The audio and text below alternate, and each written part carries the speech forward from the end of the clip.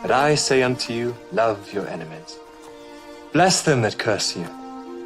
Do good to them that hate you. And pray for them which despitefully use you and persecute you. Which is the first commandment of all?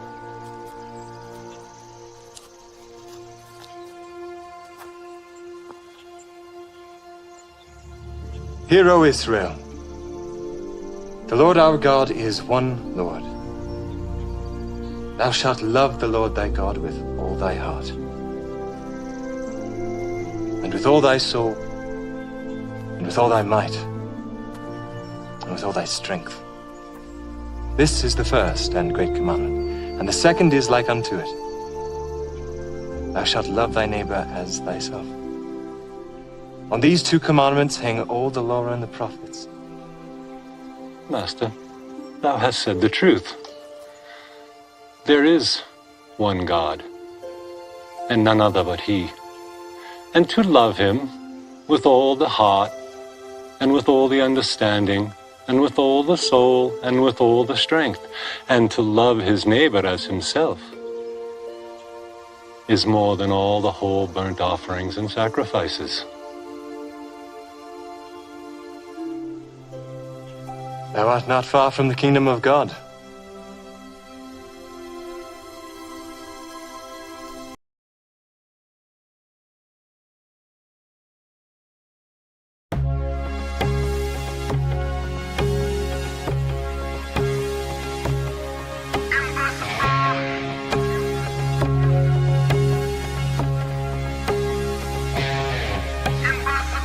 In a fairy tale reality, indoctrinated into you and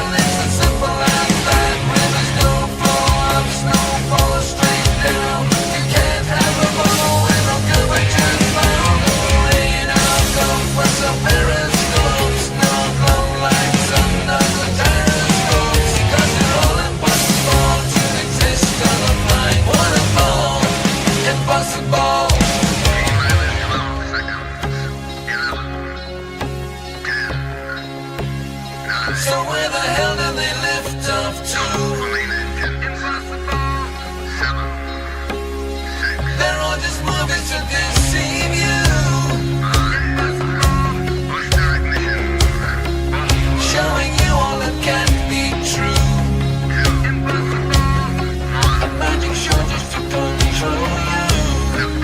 Once upon a painted outer space, imaginary non-existent planets placed through endless science fiction void they preach we race. With movies, books and media thrust in our face, divine supreme creator hidden and replaced. Evolution demons easy to believe all they pontificate, to swallow all the climate scam they orchestrate, all founded on the nonsense that they fabricate. To save us from catastrophe they postulate, surveillance police take before it gets too late. Globalism demons sacred of humanity, the global goal. Greenhouse gases spoiling non-existent globe. CO2 trying to march out complete control. The imaginary planet otherwise explodes. The saving of this room with on this lie exposed. Psychopath demons, there ain't no purpose, there ain't no ball, no bending bodies of seas at all, no spinning ground, no upside down, no barriers, vacuum spiraling around, no planets are fake, no gravity waves, no satellite science, there's no outer space. It's a cartoon world, physically impossible to enslave. Wanna know? 'Cause the seas are level, rolling lines are flat, every plane flies level on the barrack fly back. Air bubbles rise up, rain falls straight down. You cannot have motion when the motion found. No spinning runways, no radio waves, no still lane reflected railways, no plane. Was it all impossible to exist as a flight? What a ball, impossible.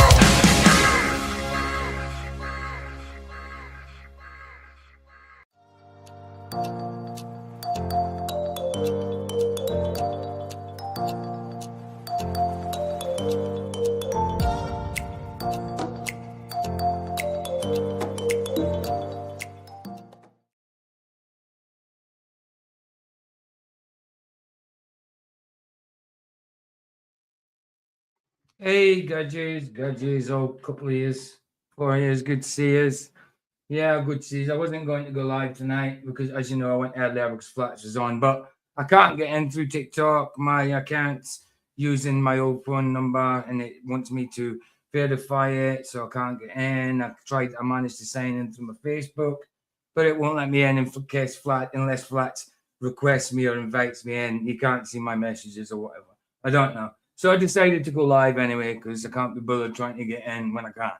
You know, I still think you should be using the StreamYard link for our side, you know, because we don't go to TikTok. Not really. So, you know, you should have a StreamYard link for our side to go into or whatever link. But I don't know. Whatever. Anyway, so Jimenez, we'll continue with Jimenez. I'll put the link in if anybody wants to come in. We got a half-an-hour video from Andrew Gold's Heretic on Diddy and Sarah Ferguson.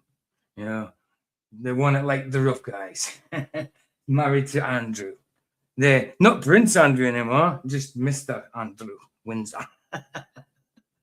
Anyway, whatever, right? Jimenez. Let's do Jimenez first, yeah.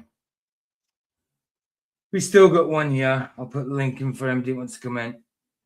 Like I say, it's only a couple of hours tonight, 2 hours, and I might go over to Rumble and do an episode of Supernatural. We didn't do an episode earlier. We just watched a fight and watch a boxing movie. So I've not long finished streaming, really. Like, let's say like an hour and a half or 2 hours ago, a few hours ago. Well, yeah, 2 hours ago. 2.5 hours ago. Anyway, let's do this.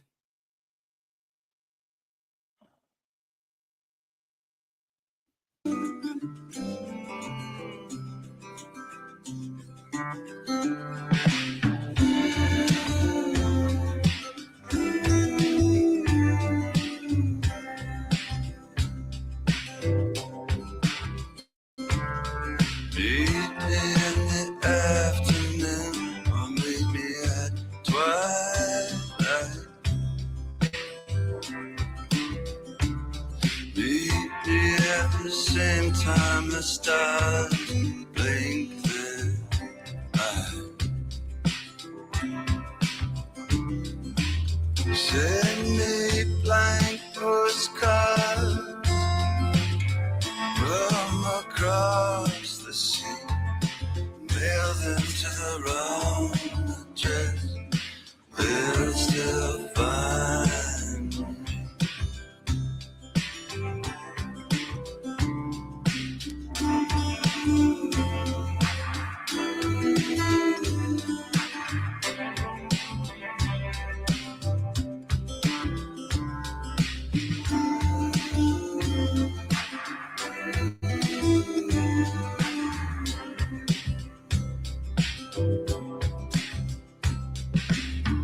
I was on my way, I was almost there.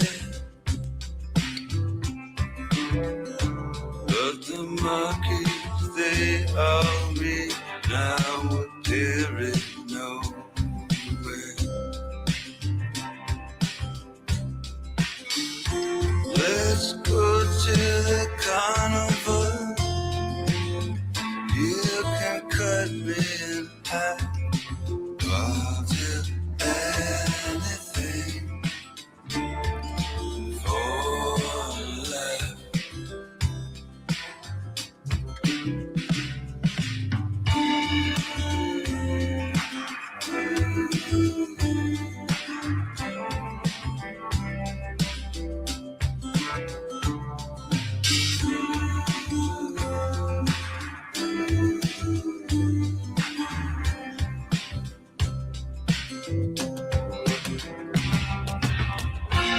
Oh, quiet oceans, they kiss your feet. Snow bows to your breath. How can I compete?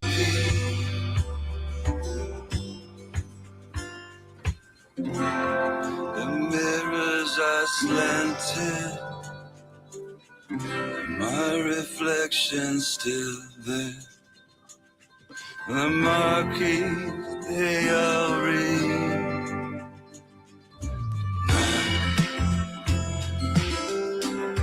Appearing nowhere. Appearing nowhere. Now appearing nowhere.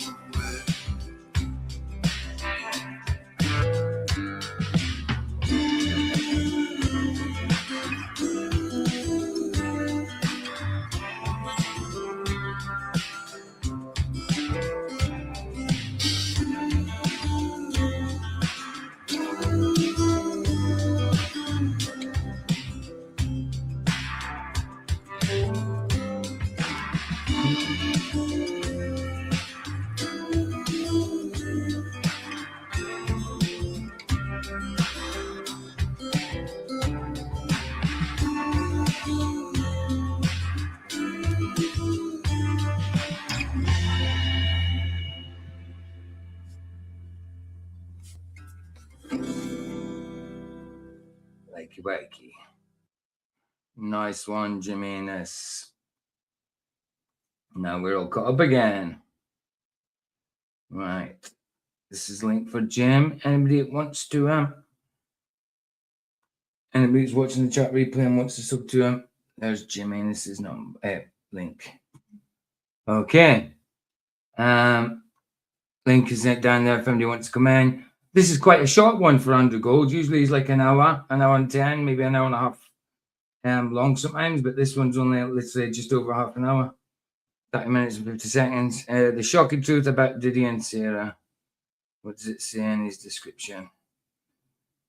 Diddy said this about Sarah's daughter. Okay, whatever. Royal historian Andrew Lowney has 300 sources, a newly updated paperback, and claims that are still breaking in the press.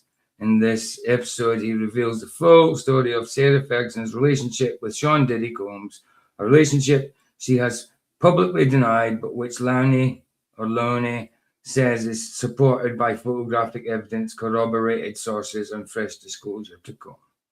We go further than any newspaper has gone. The yacht parties, the 7-star hotel in Dubai, the boast that he made to members of his own staff about Eugenie, and that line, Eugenie, it must be Sarah Ferguson's daughter and Andrew's daughter.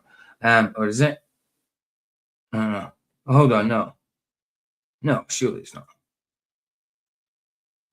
I don't know. Hold on a minute. Hold on a minute.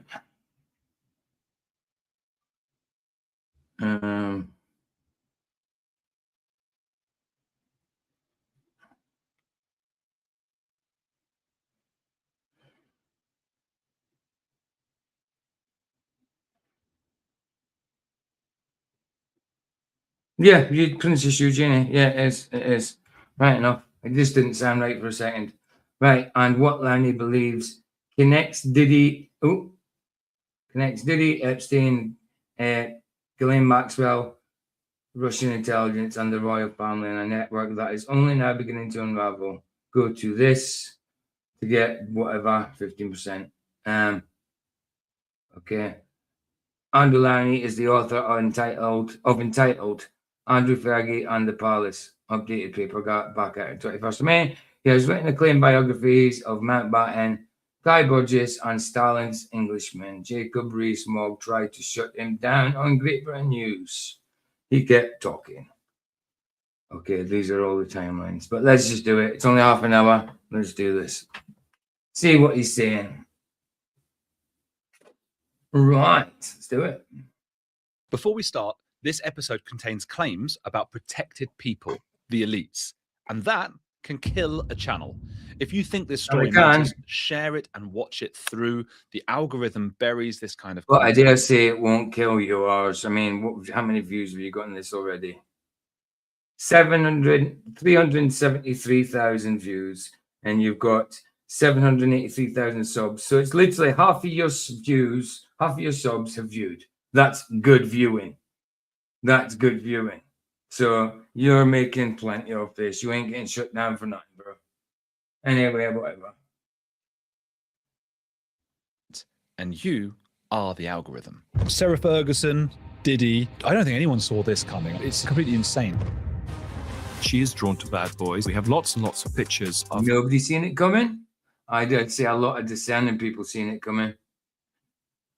Her with P. Diddy going back to his birthday in 1998. She's come out and denied it, but I have plenty of evidence. The most damning allegation here is that Eugenie went to one of the yacht parties. He was keen to have a relationship with the children as well. What a piece of shit that guy is. My understanding is that Diddy is more involved with Epstein than people realize. There does seem to be a conspiracy. That wouldn't surprise me at all. They're all involved with each other. Yeah, the story gets bigger and bigger. It's a very strong national security element to it, which is only now beginning to emerge. There's reported to have been comments from Diddy about Eugenie. Is that right? According to the boasts that P. Diddy made.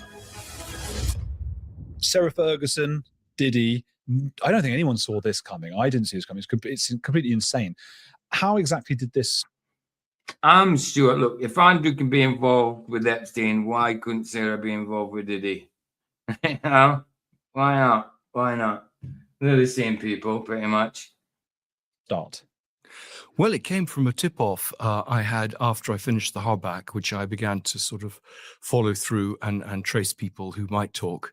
It comes from, in fact, from his camp and her camp. One of the people I talked to for the book was a long-standing personal assistant of hers. And she talks about how Sarah has no sort of moral boundaries. She gets involved with very unsuitable people. Back in the day, in the 80s, when she first married Andrew, she was always in the news, some sort. Yeah, a lot of it was obviously paparazzi made up, but a lot of it would have been truth, bits of bull crap. You know, but she was always seen as the wild type for marrying into royalty. You know, she was the wild one. She sleeps with. I knew that was the case from the hardback. I mean, for various legal reasons, we hadn't been able to say that. But she slept with many of her financial mentors. Indeed, one of them, I was told that by the man's wife. So slept her way to the top. Slept the way to the elite. Wow. They're now divorced.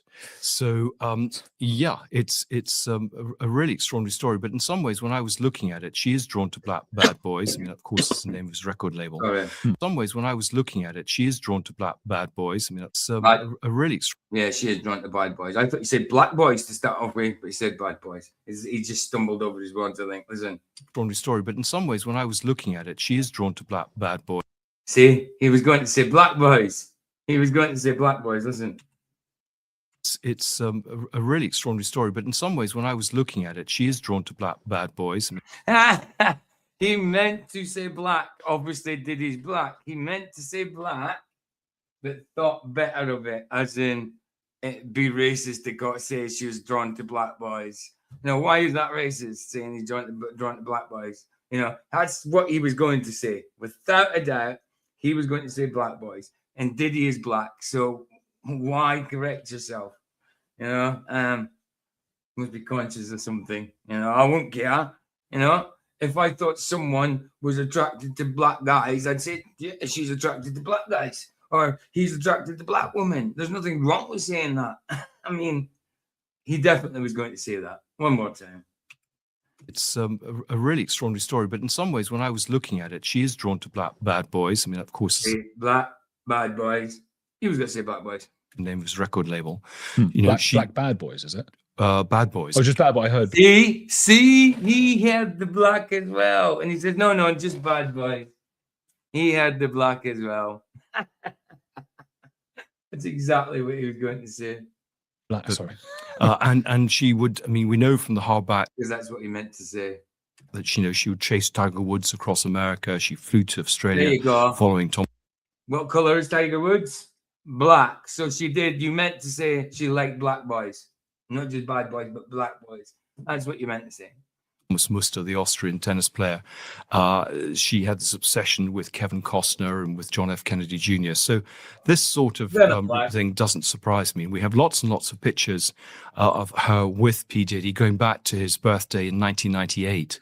So this is sort of a well-known relationship, and it's just clearly went further than people realized. Wow. But it's kind of a slightly cynical of her to be calling herself a good mother and also someone who promotes the work. A good mother, yeah. Usually the royal family, the parents don't look after the kids. It's the nannies and stuff. They've got tutors, nannies, teachers, you know, guidance teachers, stuff like that. It's never usually the parents in the royal family that look after the kids. They're usually quite distant. Well-being of trafficked woman who is consorting with a man who is now serving time in prison for his sexual behavior, and took a 16-year-old daughter to some of these wild parties. Yeah, that's actually one of the craziest bits. I want to get into that. That's true. Wow, Taylor Ferguson. Wow, taking your daughter to a Diddy party. Unbelievable. But yeah, they're all in it together. You think these people are opposites of each other. I know P. Diddy's in the rap game and that kind of entertainment business. Sarah Ferguson, married into royalty, was a noble woman herself, sort of thing. You'd think them two worlds wouldn't collide. But those two worlds are much and such. You know what I mean? Much and such. In a bit. So we've got this woman who must have, in terms of her list of men she's been with, must be one of the strangest and most fascinating. I mean, historians will study this for centuries. The men that she has been with. I mean, not many. Probably, I can't imagine many have been with Prince Andrew and Diddy and whoever else. You know, maybe not many women have. Well, Prince Andrew's probably been with Diddy too. Diddy likes the boys. And we also had this extraordinary moment where her father was sleeping with a woman called Leslie Player, who was sleeping with a man called Steve Wyatt at the same time, who was sleeping at the same time with Sarah Ferguson. And then they discovered this. You know what I mean? Oh, mix that spirit about, you know, a big well of mixed spirits. Not good. Leslie Player discovered that. Hey, Roger, what you saying, bro? What you saying? Good to see you, man. Good to see ya. Links there if you want to come in, but I dare say you're working. You know, there was a certain sort of family, shall we say, relationship. Oh, that's weird. It is quite weird. But I mean, her father called his daughter Ginger Bush, So again, No bother, man. No bother. very, very strange things going on. I was going to say there's not many people here, but again, guys, if Adam Meakin not allow me, I've asked him already. Got the old Welcome to Flat Earth, QE's Welcome to Flat Earth, and that. So if they allow me, I was thinking about just doing a video each day, not a live, and I won't show the words on the screen so people can copy it or whatever, but just read it out, a chapter every video, so I can make a series until it's finished, and I'll just read a chapter every time I do a video. So I'm waiting for a reply back, and I'll just sit here reading it like that, or I won't even have me on the screen. I'll just be reading it, and I'll put some visuals up or something, something like that. If they're okay with it, I've asked him. We'll see. If not, if they don't reply, I'll go ahead with it. And then if they say afterwards, take it down, then I'll take it down. But we'll see. I dare say they'll be cool with it. Paul's trying to get QE and Adam Meakin to do a live on this channel anyway at some point. That'd be cool if that happens. That'd be cool. Wow, that's interesting. Yeah. So looking at the psychology of it, it looks like this is a kind of cyclical. I mean, and obviously you've written about Lord was it Lord Mountbatten? He was, yes, wasn't he? Yes. About Mountbatten, who took Andrew out at a very young age, I think, as well. And was that right? Well, Mountbatten was close to Charles. Lord Mountbatten is Sarah Ferguson's dad, I think. She was Sarah Mountbatten. Yeah. So yeah, he's Lord Mountbatten. So she comes from nobility. So they're all cousins, stuff like that. They're probably third cousins or something. If they come from nobility. Was the real relationship. I mean, he died in 1979 when Andrew was only 19. So I don't think there was a very close relationship there, but certainly he was a great mentor to Charles. Okay. I just wonder about the kind of cyclical nature of just strange stuff of a sexual nature in the royal family. Well, they do tend to sleep with the same women, and they kind of pass them down. So pass them down, yeah, because they like to keep it in the family. They like to keep it in the family, don't they?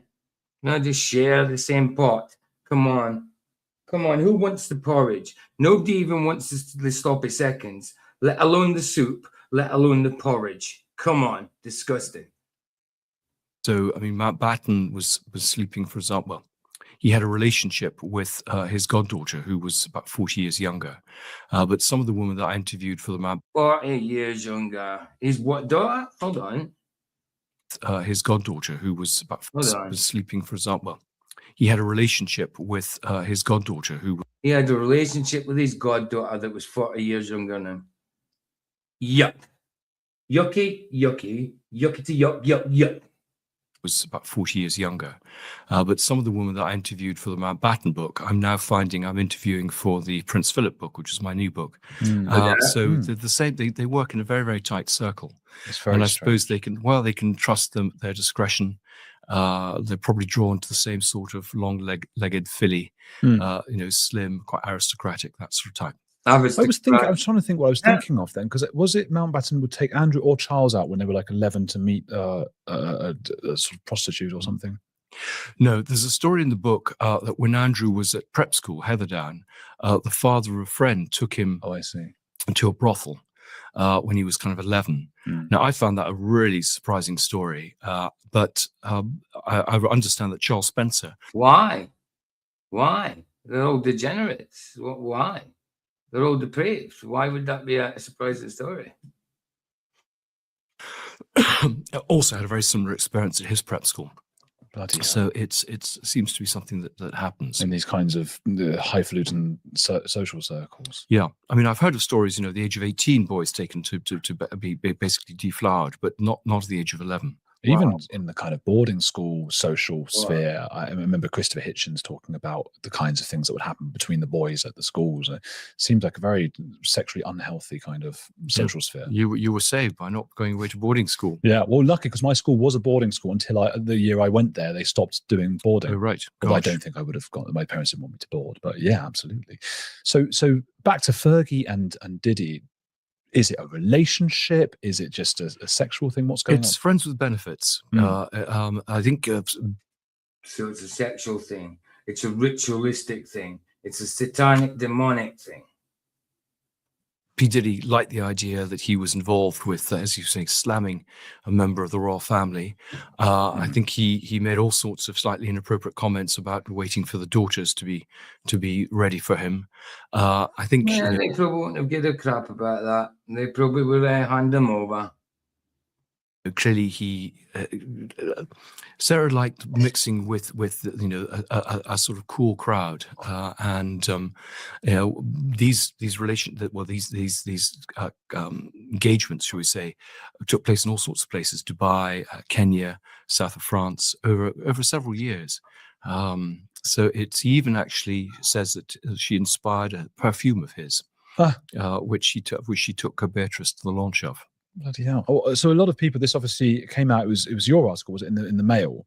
It was the serial of the book in the Mail. They picked up on this and ran with it, and that kind of ignited, stuff around the world. She's come out and denied it, but I have plenty of evidence, and I know that some journalists are working on the story, and there will be fresh disclosures in the next week. What does your evidence look like?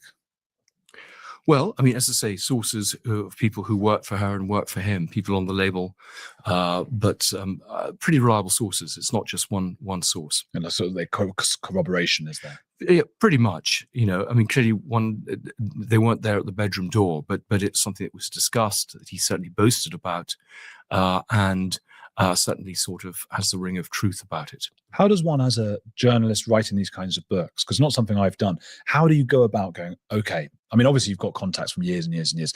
I need to get a few people who have worked with and been, who know Fergie and Andrew and all these people. How do you start that process? Well, I mean, I got a list of about 3,000 people just from secondary sources, from the cuts and from books, but also by researching, people who've been at Gordonson or at the same schools as through things like LinkedIn. I found stuff through the electoral roll, comments at the end of articles, social media posts, forums. You collect a whole series of names, and then one person leads you to another, and you build a relationship. Clearly, diplomats who dealt with Andrew. And then, for a story like this, I've approached P. Diddy's biographer, who would know the sort of people that you might want to talk to, who might have even picked up the stories but couldn't stand them up. You go to people who worked for him, as I say, people on the record label, members of his staff. Same again with her. I went back to some of the PAs that I talked to put the story to them, because clearly it hadn't come up earlier. So yes, you do, and of course the lawyers are, pretty keen that you get everything absolutely sourced, signed off, verified, etc. Because clearly they're in the first line of attack if there was a libel suit or privacy suit, and clearly my reputation would be on the line.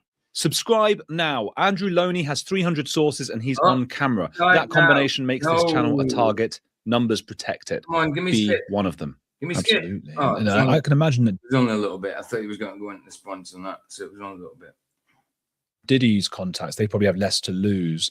Do you get from sort of Fergie's people, do you get a lot of F off, or are they quite happy to talk? Yes, well, I mean, Fergie's people, she's not responded to any of the allegations so far. She then put out a statement saying it's blatantly untrue, as so much of the book is. I think said she'd only met. I dare say there's lots of crap in it, but I dare say there'll be truth in it also. The usual. Truth mixed in with lies and try to mess you up, so you'll accept the bullshit. There's truth in it. Of P. Diddy twice. Well, we have photographic evidence of them meeting on many more occasions than twice. The number of times these two, Fergie and Andrew, have said things that are provably false, it just seems nuts. It's been better keeping quiet, absolutely. So, I discovered in the course of my research that, you couldn't trust anything she said. I mean, if you remember, she said probably forget sometimes that they're in the paparazzi in the the open media's life eyes. They probably forget that they're always being watched, you know what I mean? By the paparazzi, photographers, authors, writers and magazines, stuff like that. Just paparazzi, the one. News reporters, all that kind of garbage. off contact with Epstein in February 2011. Well, in this new edition, there's a woman called Claudine Pabst who talks about seeing Fergie appearing from Epstein's properties as late as 2013-14. Well, that's a new edition of your book entitled. Yeah, the paperback, updated paperback, is out on 21st of May. That's interesting. Does that often happen? A book comes out and then sometime later you do an updated version of it? Well, on my Traitor King, I updated it. I updated the book on Guy Burgess in the light of new information. I didn't do it with the Mountbattens, so it varies. But this, of course, has been a story on the news agenda. I had to bring the story up to date until his arrest, at least. We clearly had all the Epstein releases, which vindicated my research from the hardback. So backed it up. I mean, real chapter and verse, emails. We've got the dates. We've got, actually her saying to Epstein, what a wonderful man he is, and she wants to marry him and all sorts of stuff. So the Epstein releases were really useful because they added again a much more color and context to what I'd found in my own research and backed it up. I didn't have clearly the emails, but I did have interviews with people. Jacob Rees-Mogg gave you a very difficult time on GB News, I think it was. Yep.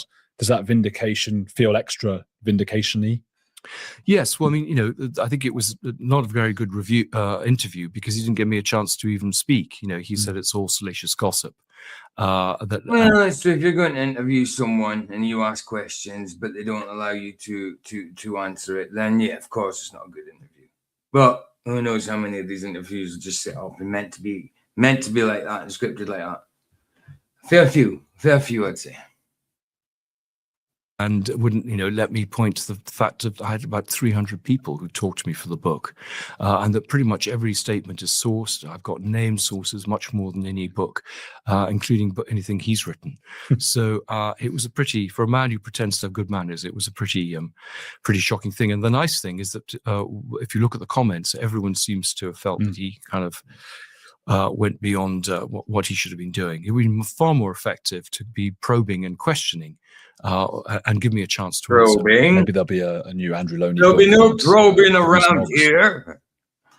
Well, I mean, a lot of stuff has come out about Rees-Mogg.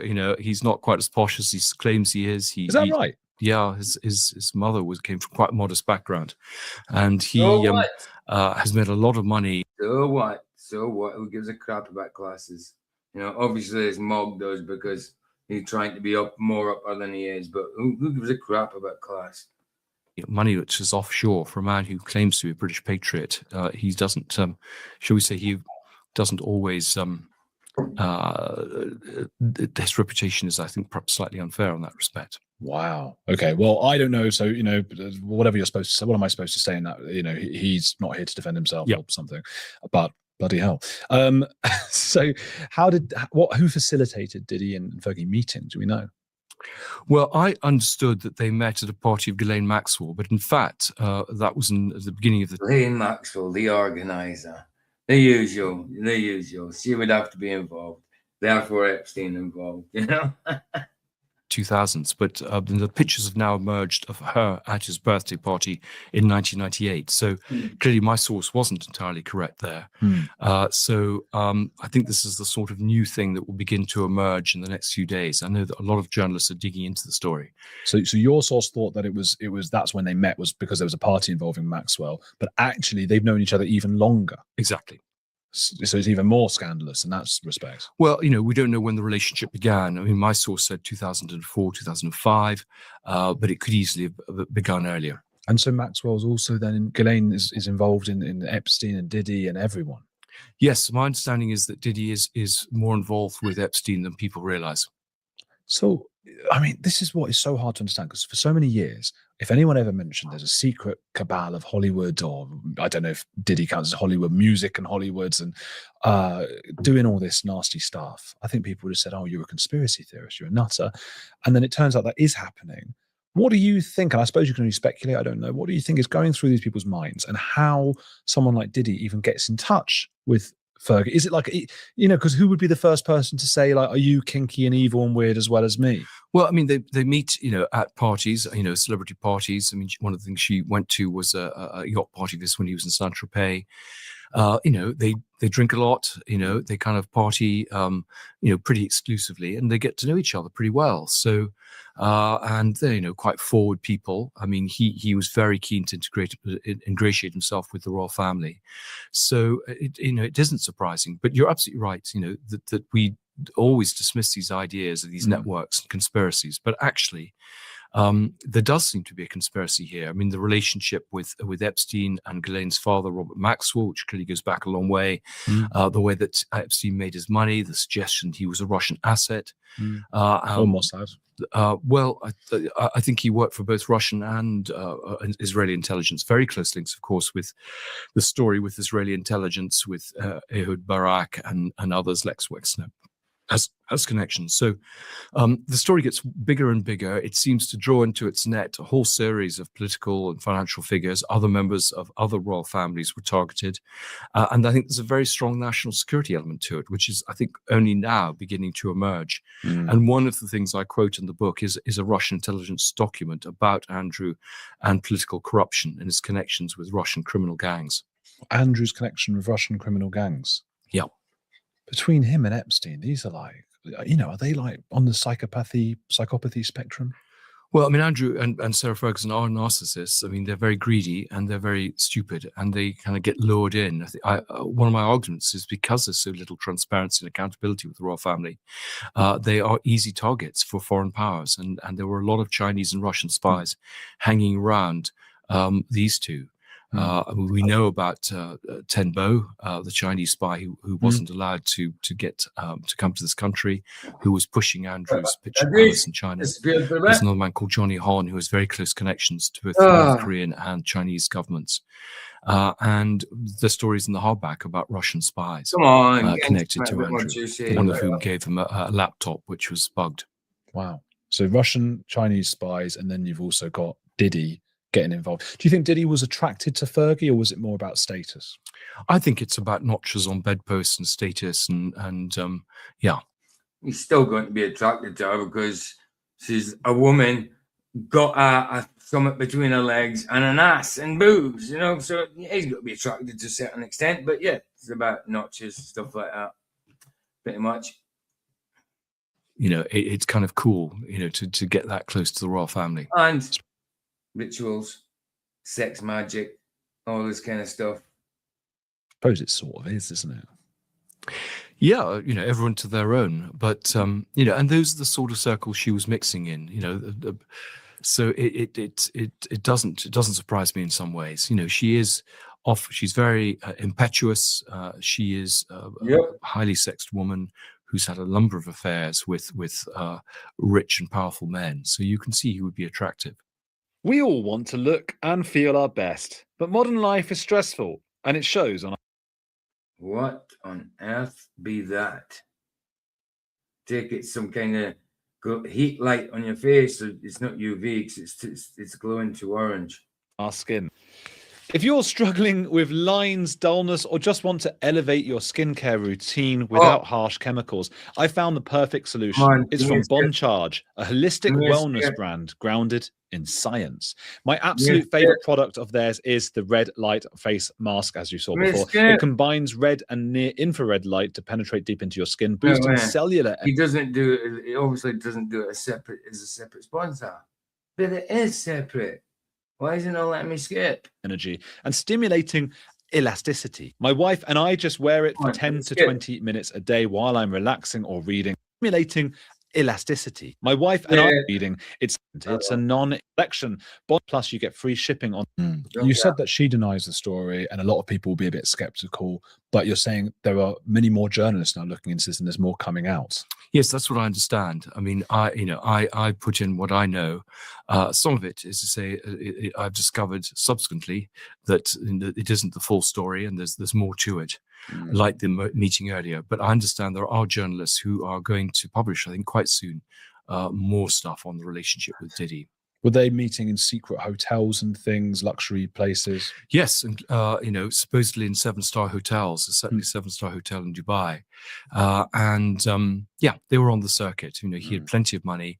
She was always very interested in rap. She often had rappers perform at her children's birthday parties, very close to Willen. So there were when I kind of heard this story, it didn't seem quite as crazy as perhaps it might be. Was Willen? Is that Will.i.am? Willian. You contradicted yourself a bit, Anna. You said that you were maybe that was a different topic, but you said you were surprised about it when you shouldn't be. Like you said, that you shouldn't be surprised about these things.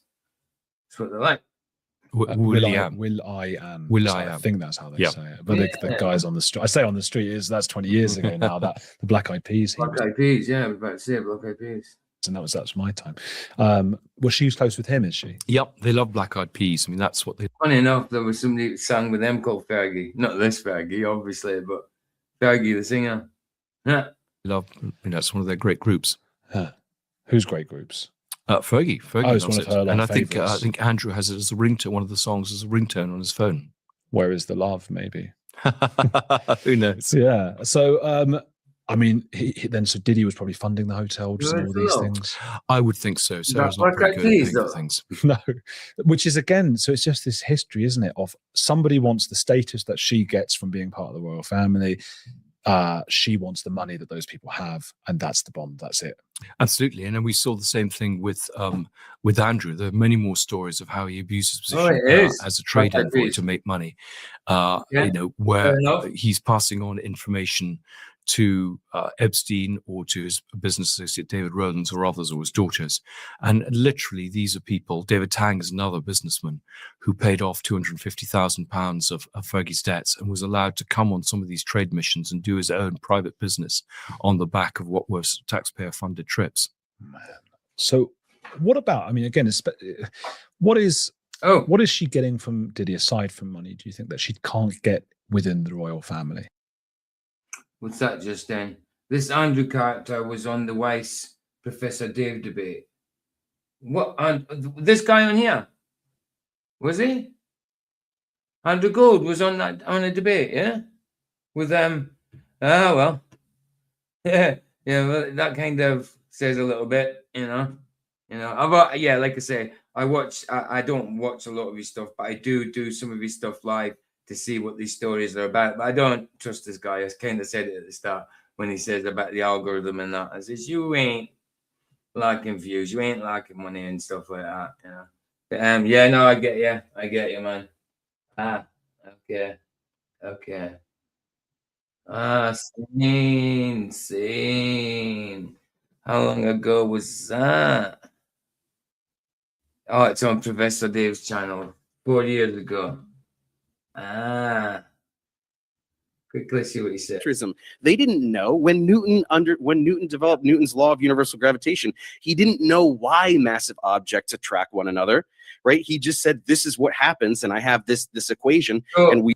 All of these three are globers, and then you've got the one alleged flat earther, as in Dave.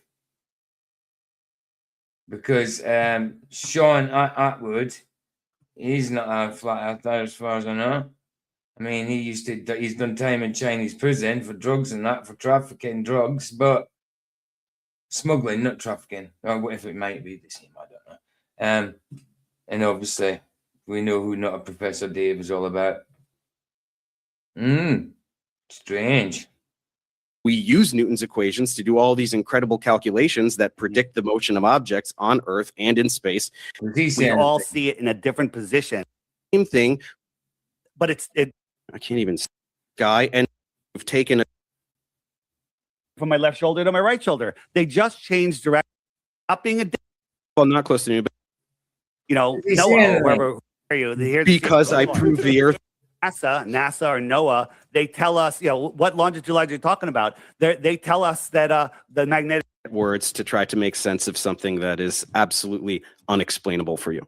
David, it's not true. And the optics in the sky, again, do not prove the shape of the Earth. You say that they do. Let's move on. So I'm sorry, guys. Do you want to move on my entire from this thing? Crashed. I want to move on from looking at the lights in the sky to figure out. Yeah, we hear you. Because I proved the Earth is a sphere by using that. Is that why you want to move on? No, not at all. Well, we hear you. We don't care. It is. What talking point? Okay. Your model. Dave Farina, what an ass. One of the guys we did a review on the other day, he's a Globie, but he's a Christian. He was calling out other things, and I was against what he was saying.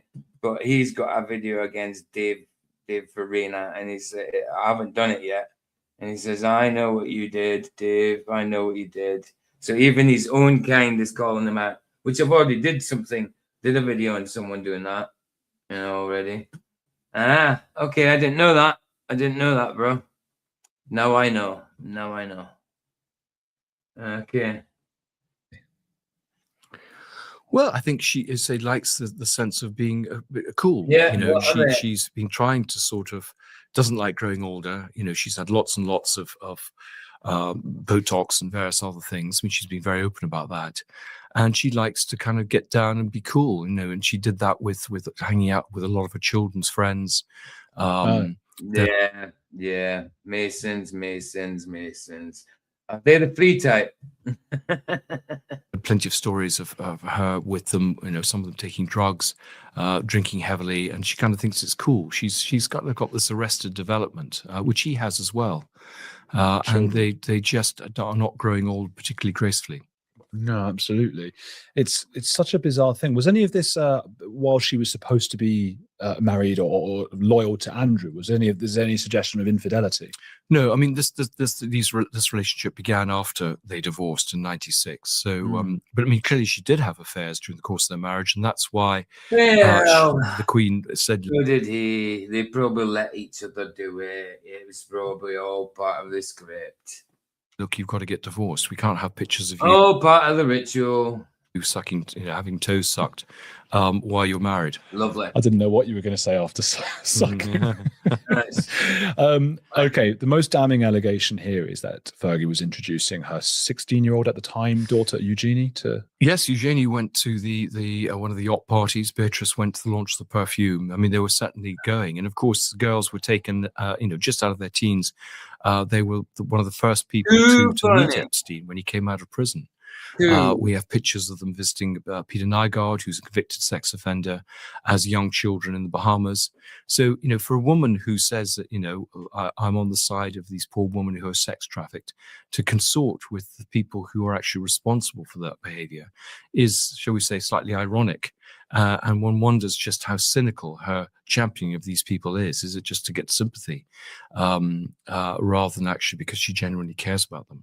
Do we know more at the moment about, was she making all the kinds of ridiculous jokes and things? Because there were some things about. Yeah, always got to have the bricks in the background just to show that what Masons do, they can build stuff. They can build their way to godhood. Diamonds in the floor as well. Yeah, of course. So it's always there, bro. It's always there. Eugenie, that came out in the Epstein files, weren't they? Yes, I mean, she was, joking to Epstein about how Eugenie was away on a shagging weekend with her boyfriend. I mean, pretty indiscreet things to tell someone unless you know them extremely well. And, a slightly, not a very nice thing to say about your daughter. Yeah, I think this is actually this is a little bit more like dark navy blue than black, and he's got a really light blue shirt on, but it does look black and white. It does make it look black and white, which of course is the idea. But if someone calls him out in it, you can say no, it was charcoal or navy blue or slate, and the other guy, you mean Andrew?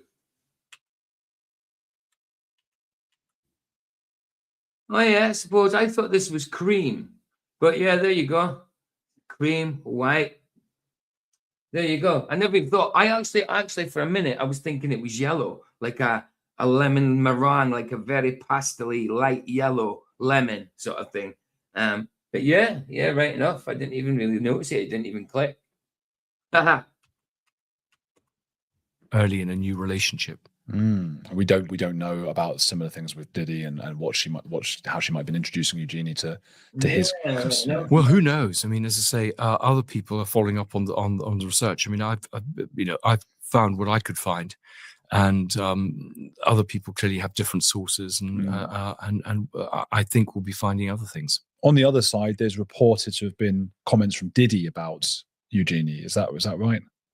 Well, I mean, according to the boasts that P. Diddy made, he was keen. Yeah, it is the downfall.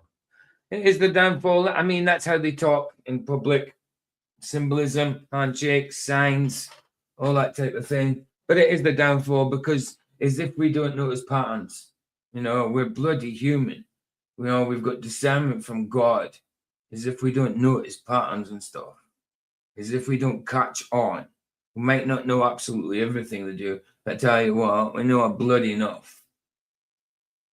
We know enough to know that what they do is in vain. No matter how much it hurts us now or whatever, it's in vain because they don't win in the end. Satan doesn't win.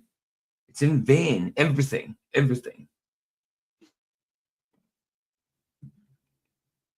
To have a relationship with the children as well. Well, the posts, what, like Twitter or something? Sick. Well, this is something I think he kind of bragged about with members of staff. So I was telling members of staff because it was something about her coming of age, and he couldn't wait to. Yes, exactly. What a piece of shit that guy is. It's and remarkable. Those children, what they were exposed to. They're now adults, I suppose, aren't they? I mean, is there evidence in their behaviour that they grew up in a dysfunctional family? Well, I think the thing is, Sarah Ferguson was hardly ever there, and Andrew was often away, on bases and things. So they were really brought up by nannies and police officers. So that's, I think, why they're probably a little bit more normal. They might be, yeah, but it's kind of funny. But this, I don't know if it's meant to be, but this light in the background, for the camera and all that, kind of looks like an iris of an eye. Kind of looks like iris of an eye. Could it be some kind of eye symbolism? Maybe that's going a little too far, but it's a possibility, isn't it? Again, this personal assistant talks about a sort of ab-fab sort of lifestyle, where they're the sensible ones in the family. In his shot, the other guy's shot, it's always sitting in the corner, like it's up high, looking on down. You know what I mean? I may be going too far with that, but sort of lifestyle, where they're the sensible ones in the family, and Fergie's up to all sorts of things. And yeah, I think they were constantly embarrassed by their mother's actions, and they kind of distanced themselves. I mean, I think it's very revealing that Eugenie didn't tell her father about her third pregnancy, that her father had to learn about it from his ex-wife. So is there a real coldness now growing between them? I think there is definitely. I mean, also, did you notice the step? Is that ladders? Is this meant to be ladders? Ladders as well. It's part of the symbolism, isn't it? The old ladders. I don't know exactly what the ladders mean, but isn't it meant to be like Freemasons' ladders they use to, build? Ladders, man. Didn't we once see David Weiss standing on a step ladder with one of his trouser legs pulled up or something? So is there a real coldness now growing between Andrew? I think there is definitely a distance now between certainly Eugenie and her father. I don't know what the relationship is between the mother and the girls, but it used to be very close. You talk about it being a tripod, and in some ways would exclude Andrew slightly from that they were so tight. But certainly none of the daughters have been to visit Andrew as far as I can see. I don't know what communication there is with them, but the impression I get is that they see him as toxic and are cutting him loose in the way that Sarah Ferguson has. Until he was kicked out of Royal Lodge and lost his title, they were the happiest divorced couple, according to Sarah Ferguson. And now she's suddenly disappeared and certainly not standing up for him. I think she just feels he's a liability to any attempt for her to reinvent herself. Because we don't see the day-to-day, and it must have been so difficult for them, because not only do they have to deal with all of these allegations, and would they have had to have dealt with not just allegations, but they would have known their father's out doing this, their mother's out doing that, and all of these things. But we also know from so many accounts that he's just not a very nice person. Yeah, true. See, I could be right. See, and what about the ladders? Maybe a little bit behind, I don't know.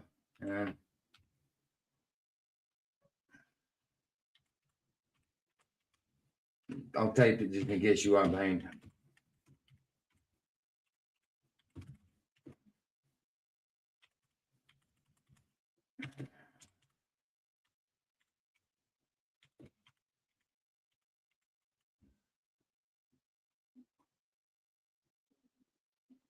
Yeah, I am ladder symbology. Let me find out. Hold on a minute. I might be wrong. It might be just step ladder, right? Ladder symbology.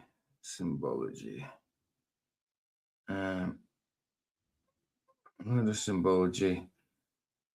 Okay, and it might, hopefully, maybe, I know there's ladder symbology in dreams. Maybe I'm thinking of that. I don't know. Yeah. Yeah, let me just show you. Yeah, it does. It does mean something. Right, there we go. So, let me make it bigger so you can see it. So, in Freemasonry, the ladder, universally referred to as Jacob's ladder, is a profound emblem representing the continuous moral, intellectual, and spiritual ascent of a Mason from the earthly ignorance to divine enlightenment. It prominently features on The Apprentice.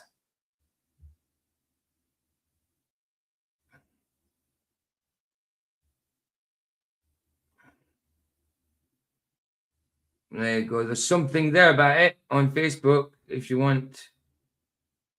Want this link? See what that person says or whatever. Strike 6 then, yeah? There you go. Oh, that link is big. Oh no, it came up all right. So there you go. I can't be bothered to read it, but yeah, it's certainly there. Look, there's even, is that showing through? Yeah, there's even pictures of Jacob's ladder and stuff like that. And obviously it's a thing in dreaming because he was dreaming when that happened. He was asleep when that happened. So yeah, it certainly is part of the symbolism. I didn't know exactly what it meant. Now we do. Now we do, bro. But I did know it. I did know it was meant something. And like I say, David Weiss was seen posing on a step ladder. I think one of his legs were pulled up as well. One of his trouser legs were pulled up as well. We'll have to find that. He's horrible to people around him. It can't have been easy growing up with her father. No, it must be embarrassing, and to read all these stories. And I mean, also to learn that instead of coming out and joining them on holiday in the Bahamas, he lingered for extra long time with young girls on Little St. James's, the Epstein Island. That's not very nice. But these stories have been circulating for about 15 years. I suppose they got used to it. I mean, I know that the families of both their husbands, are embarrassed by this. There are some tensions there because you would think marrying into the royal family is a bit of a kudos, but I think there was a sense that actually the boys have married beneath them by marrying these girls. Because are they quite sort of? I shouldn't call them girls; they're women. They're almost 40. Okay. Are they quite well-to-do men? Well, Edo, who's married to Beatrice, is an Italian aristocrat. Went to Radley and Edinburgh University. Jack Brooksbank, I think, was at Stowe, and comes from a very good family. So these are respectable, sort of middle class or aristocratic men. And they've married down. Oh, well, that's, I think, it's another set of ladders behind him as well. Yeah, against this wall. So that's 2 sets of ladders. Damn. That's 2. I did see these before, but I only seen the top end of them. I just thought it was a piece of wood leaning against the wall. But it's another set of ladders. Mad, eh? Mad. Madness. When we get mad, we get mad. So I was just looking for pictures. I can't seem to find them, but no probs. I think we've kind of proved that point. But yeah, another set of ladders there against the wall. Feeling that the family have. The whole thing is so funny, isn't it? That social thing. I don't think about whether my wife or I married up. Ladders against the brick wall says, "Oh, absolutely, bro." What's that, Brian? The band Seven Dust on the cover for their song "One of the Threshold" looks like they are showing double toroid. No biggie, just saying. Oh, okay, I got you. So what's that? The band Seven Dust on the cover song "One or Threshold." One on cover for the song, One or Threshold. Okay, I'll check that. The band's Seven Dust, One or Threshold. Right. Or down with one another. Yes, I know. Well, but for these sort of people, these sort of things do matter. The social, so is that still alive and well? I think so. I think there's still a lot of snobbery, and I think there's still a lot of people who defend the royal family because of, because of that. There's still a lot of deference to members of the royal family. In a sense that somehow they can behave exactly as they want and are given a free pass, even if the activity is pretty sleazy or it's illegal. And my own argument is that the royal family should be providing an example. They're the ones who should be. Is this what you're talking about? Oh, is this what you're talking about, Brian? That there. This thing here. So you're talking about it almost, yeah, it's like two circles overlapping each other with the eye in the middle, with a twinkle in the middle and that. Is that the one? See the old seeing eye here, look. Right there in the middle. The middle is an eye too. Yeah, exactly, bro. Exactly. Exactly what I'm saying. Yeah, man. I see that. I see that. Wow.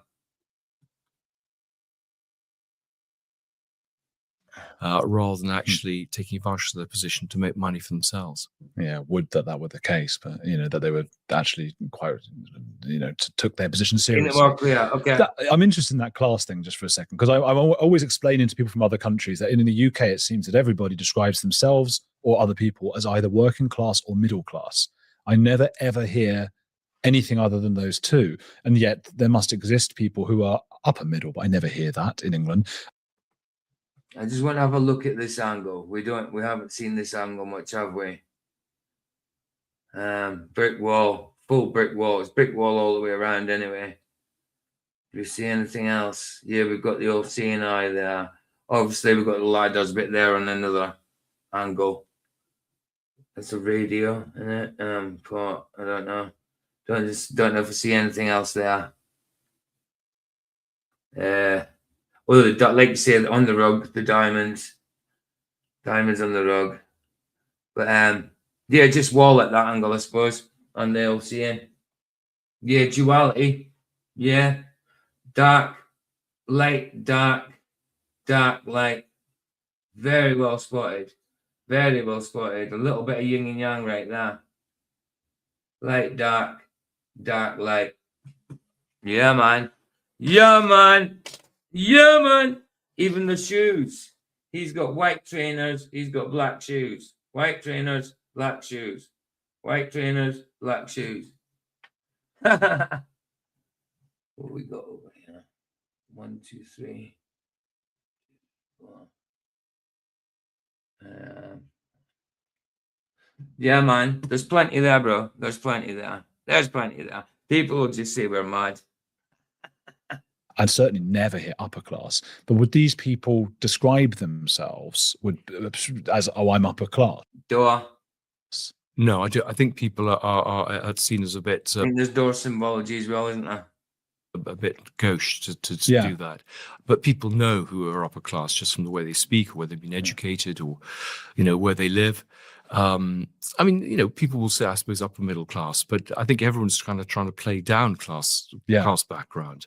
It's such a funny thing we do in this country. Yeah, and middle class clearly covers a very wide range, so that's the safest thing in some ways to do.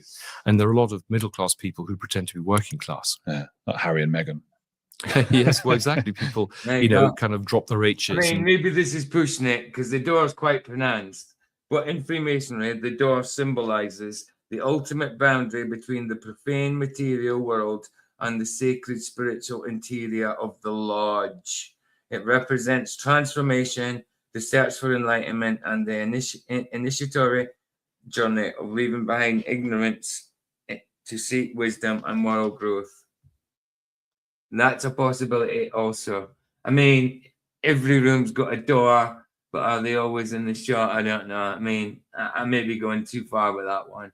But it's there. It's part of it. It's part of the whole. It's part of the whole. There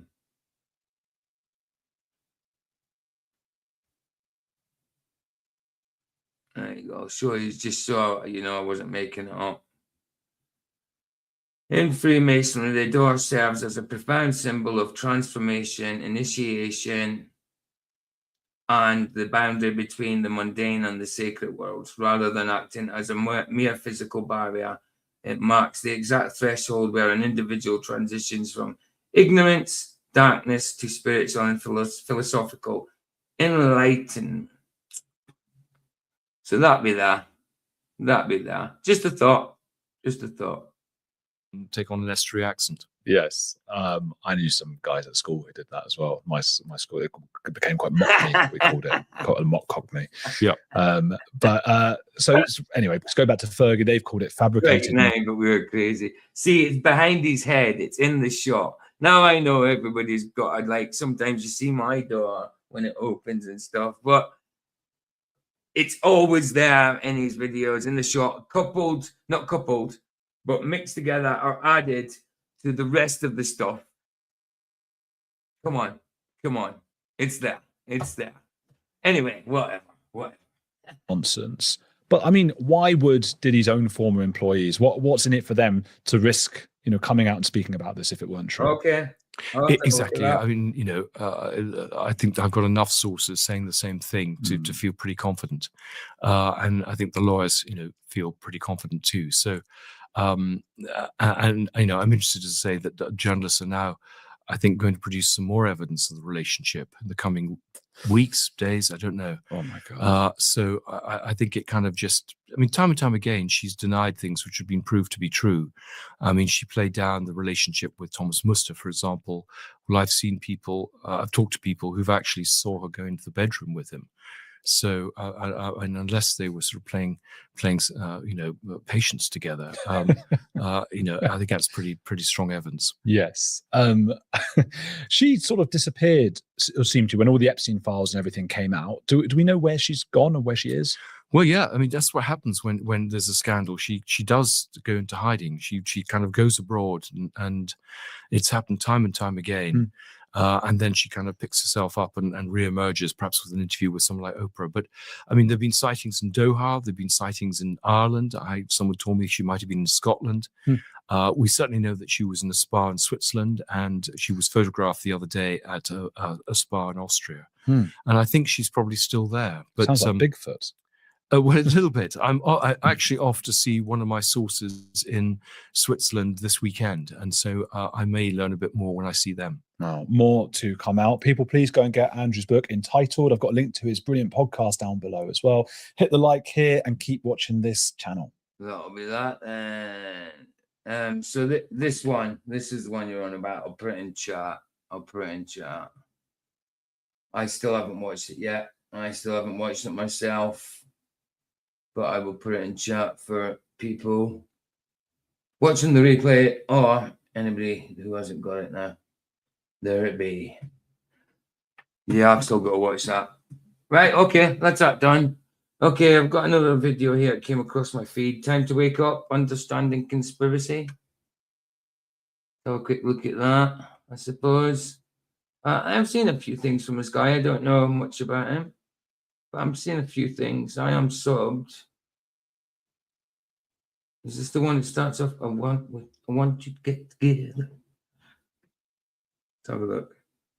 11 minutes long. Let's see what it's saying anyway. Understanding conspiracy. Time to wake up. Okay. When was this? 11 days ago? Something like that. 3 days ago. Sorry. I want you to get together. I want you to get together. It was a golden age of conspiracy during that time. Nobody really knew what was fully going on yet, but we had a good idea that there was some secret societies up to some crazy stuff, and it was a wild ride. We had a good idea. We certainly did have a good idea. People said these things. Everybody was called mad. Everybody from, I don't know, the 50s onwards. They were all called mad. We were called mad, you know. We still are called mad. And look at everything comes true. We're called mad for believing the Bible, and look what comes true in the Bible. We're always mad. Figuring it all out. And then a decade later, here we are, fully. The strike was removed, then the video posted. Oh, so if I do a live on it, that'll be okay, you think? Justin, do you think if I did a live on it, obviously when I do a live, I'll be commenting and stuff, so it's transforming it anyway. Do you think that'll be okay to do now? Because then I wouldn't mind doing a live on it. It would take a few lives, actually. It'd probably take 2 or 3. Probably, I should give it a try, shouldn't I? If the first one gets me a strike, then I just don't do the other one, you know? Yeah. Cool. Indicated with the files and receipts to prove that everything we thought was going on really is actually going on. And it's bittersweet, isn't it? Because we don't want to brag, but we're not happy things came true. We're actually quite upset about it, and we wish we were wrong. In many ways, we really do wish we were the crazy schizo conspiracy theorist people in the corner who no one should listen to. But I think facts are facts, and with the way things are going, anybody and everybody is becoming a conspiracy theorist now. And with the new wave of people kind of just... Yeah, it's not really conspiracy theory, is it? It's pretty much fact. I mean, yeah, even... Oh! I did not know about the Facebook F. Because it's got the thumb, it's got the F, and then look, you've got the Freemasonry F, and it's got the hands either side. That's very close. I didn't know about this one, you know. Did not know about this one. Wow. Wowza. Lumping into the community. I knew about the Google. I mean, Google's blatant. Google Mail is blatant. Fresh eyes being completely overwhelmed with the complete and total evidence proving that satanic pedophiles who eat children are running the world. I think people maybe are on shaky ground right now, or perhaps feeling a little bit lost, turned upside down, lacking direction, and not really knowing what to do with themselves now they've discovered these things, where to put themselves in the world, or who they can and cannot trust. And we all know what it's like. You remember when you first had your consciousness awakening moment, when you woke up and unplugged from the Matrix, pick your metaphor, whatever pop culture movie best soothes your soul, then roll with that one, I guess. But you remember what it was like. It was hard. It was isolating.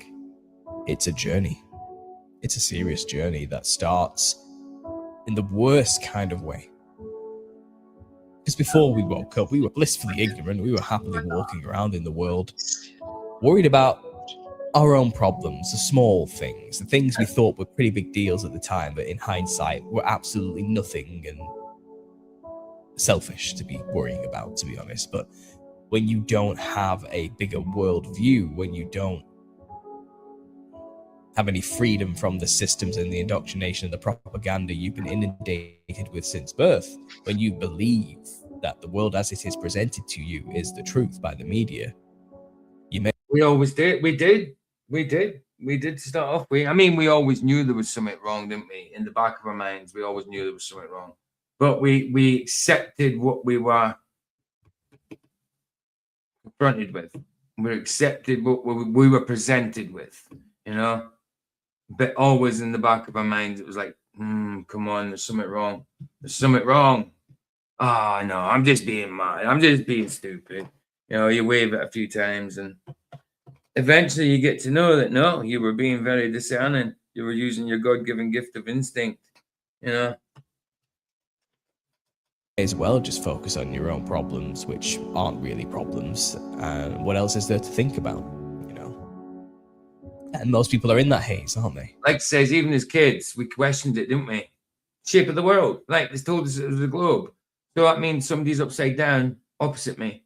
That didn't make sense to us, but we accepted it because the elders told us it was true. But we always questioned it, didn't we? We always thought it was stupid. We knew that water couldn't cling to a ball. We knew it should spill. You know, we knew if it spun, it should fly off. Yeah, we knew these things in the back of our mind, but we accepted what we were told because they were older than us. And we trusted them for some reason because they were our parents, our teachers, and things like that. They were indoctrinated into it as well. It's not their fault. They're in their haze. And I remember vaguely what it was like to be there. I made a video about this, talking about the haze that the unaware are living within. And their field of view is not very wide. I don't know if you ever played a game called Risk. You have this thing called the fog of war. Okay, and the fog of war concept, obviously, is a real concept that you don't really know what's going on behind the boundaries around you and what the enemy is doing. Yeah, absolutely. Absolutely. That was my point. 100%, bro. 100%. Doing what the numbers actually are, especially when communications are down, when you're in the heat of the battle. A lot of the times you're making decisions to move on a board, not really knowing what you're walking into, and that is the fog of war. And most people, when they're not awake, have that very minimal view. They don't know their enemy. They aren't aware that half the time there even is an enemy beyond. That's true. That's true. Because you think you're friends with the world, you don't know your enemy. Because when we're not under Christ, we're in the world. So those in the world are our brothers and sisters, not in Christ, but they are our family, you know. But when you become under Christ and you get set apart, you're to be part of the world, but not of it. You have to be in it, but not of it. And I know it's cliche to say, but it's scriptural, you know. So yeah, we didn't recognize it when we were part of it. We didn't recognize it to start off with, even though there was a pulling, you know, the Holy Spirit convicts, you know. So there was times we didn't know, and there was times we kind of knew. On the borders of the self, and the world is very small. They're the checkerboards. They're the checkerboards. A lot of people have not got that 10,000 mile view that everyone talks about, looking down on the situation. Obviously, he's talking about conspiracy anyway, so it's bound to be that. Seeing the holistic image. All they've got is themselves, the immediate people around them, and the dramas they're caught up in with those people. And then when suddenly something happens that kind of pierces a hole in that veil, and they see off into the distance for the first time, the impulse is to quickly close it back up. Aye, Justin. Aye, exactly. God gave us the ability to discern for a very good reason. Aye, exactly, bro. Exactly. Can make you or break you. 100%, bro. 100%. Too right, it can. Because and our discernment and our conviction can be very uncomfortable, you know. But it's there for a very good reason. It's too much. I've got enough to deal with here. I don't have time to look at all that kind of stuff. I got bills to pay, got kids to feed. I gotta get to work. I got shit to do, man. I can't be looking into the hidden depths of the darkness of reality today. No, thank you. I got people relying on me, and you get it. You get it. You understand. You were there. We should have sympathy for them for that reason. There's a lot of people who kind of want to denigrate them. And I get it, because it's like, look at those idiots. Don't they realize what's going on? It's almost like the elite are just offering these free jabs and everything else and scaring people with crazy, terrifying pandemics because they know it's an easy way to kill off millions of the idiots, the tag-alongs, and the useless feeders. Right. I gotta give this guy a thumbs up. I don't know if you guys know him. I'm not sure if you know him. How far? I'll give you his link. Seems okay to me so far. I don't know for sure. I mean, I don't know about these geometric shapes. They're a bit weird, but you know, that could be because of the nature of his channel. 119,000. You know, not crazy amount of subs, but you know, it's worth a look. We never know, man. I'm sure I've seen a few of his videos, and I've agreed with him on a lot of stuff, but you never know. Could be something worth it. There we go. Put it in there. I got you, just in case you want to sub. It's called Understanding Conspiracy. Anyway, back to it. I want you to get together. How far am I? I remember vaguely what it was like to be there. I made a video about this, talking about the haze that the unaware are living within. You understand. You were there. We should have sympathy for them for that reason. There's a lot of people who kind of want to denigrate them. And I get it, because it's like, look at those idiots. don't they realize what's going on? It's almost like the elite are just offering these free jabs and everything else and scaring people with crazy, terrifying pandemics because they know it's an easy way to kill off millions of the idiots or tag-alongs and the useless feeders. Maybe you want unsub, but maybe you didn't unsub Baza. Maybe YouTube unsubbed you. They do that a lot, don't they? Unless you remember unsubbing, literally unsubbing. You know, hey, Justin, how we doing, man? You good? Can you speak? I was muted. Sorry. What's happening, brother? That's it. I was thinking, can't see him speaking. I can't hear him. Surely he must be muted. Damn mute button. Get the best of us, you know? Yeah, always does. Always does. Yeah, so far, I mean, I agree with a lot of what this guy said. But as I said, you've subbed for years, but you don't know why you unsubbed. Maybe it was YouTube, unless you remember unsubbing, but just don't know the reason, you know? Yeah. I don't know. His link's there anyway.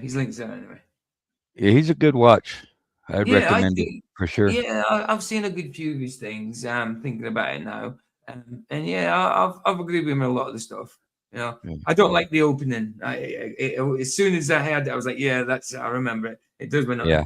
It's one of them things that gets in you. You hear it over and over in your head, and it starts doing you nothing. Yeah, I'm with you.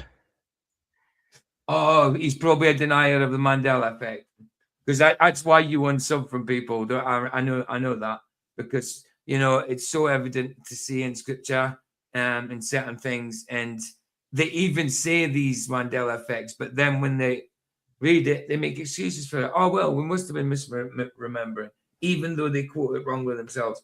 So yeah, I understand it. It's a possibility.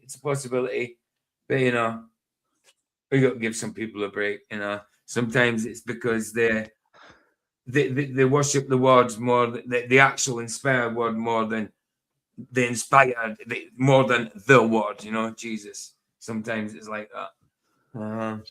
But you know, everybody's on their own path too, and you know sometimes it takes people longer or they get there faster, you know, and we got to keep that into consideration, because I know I've completely done a 180 in the last 7-8 years, you know, just the amount of information that I've changed or learned, you know, it's amazing, the journey. But not everybody's on that same page, you know, just hopefully they get there eventually. Absolutely. We can only pray, man. We can only pray. That'd be great if they did. But yeah, let's at least keep trying to get them on that bandwagon.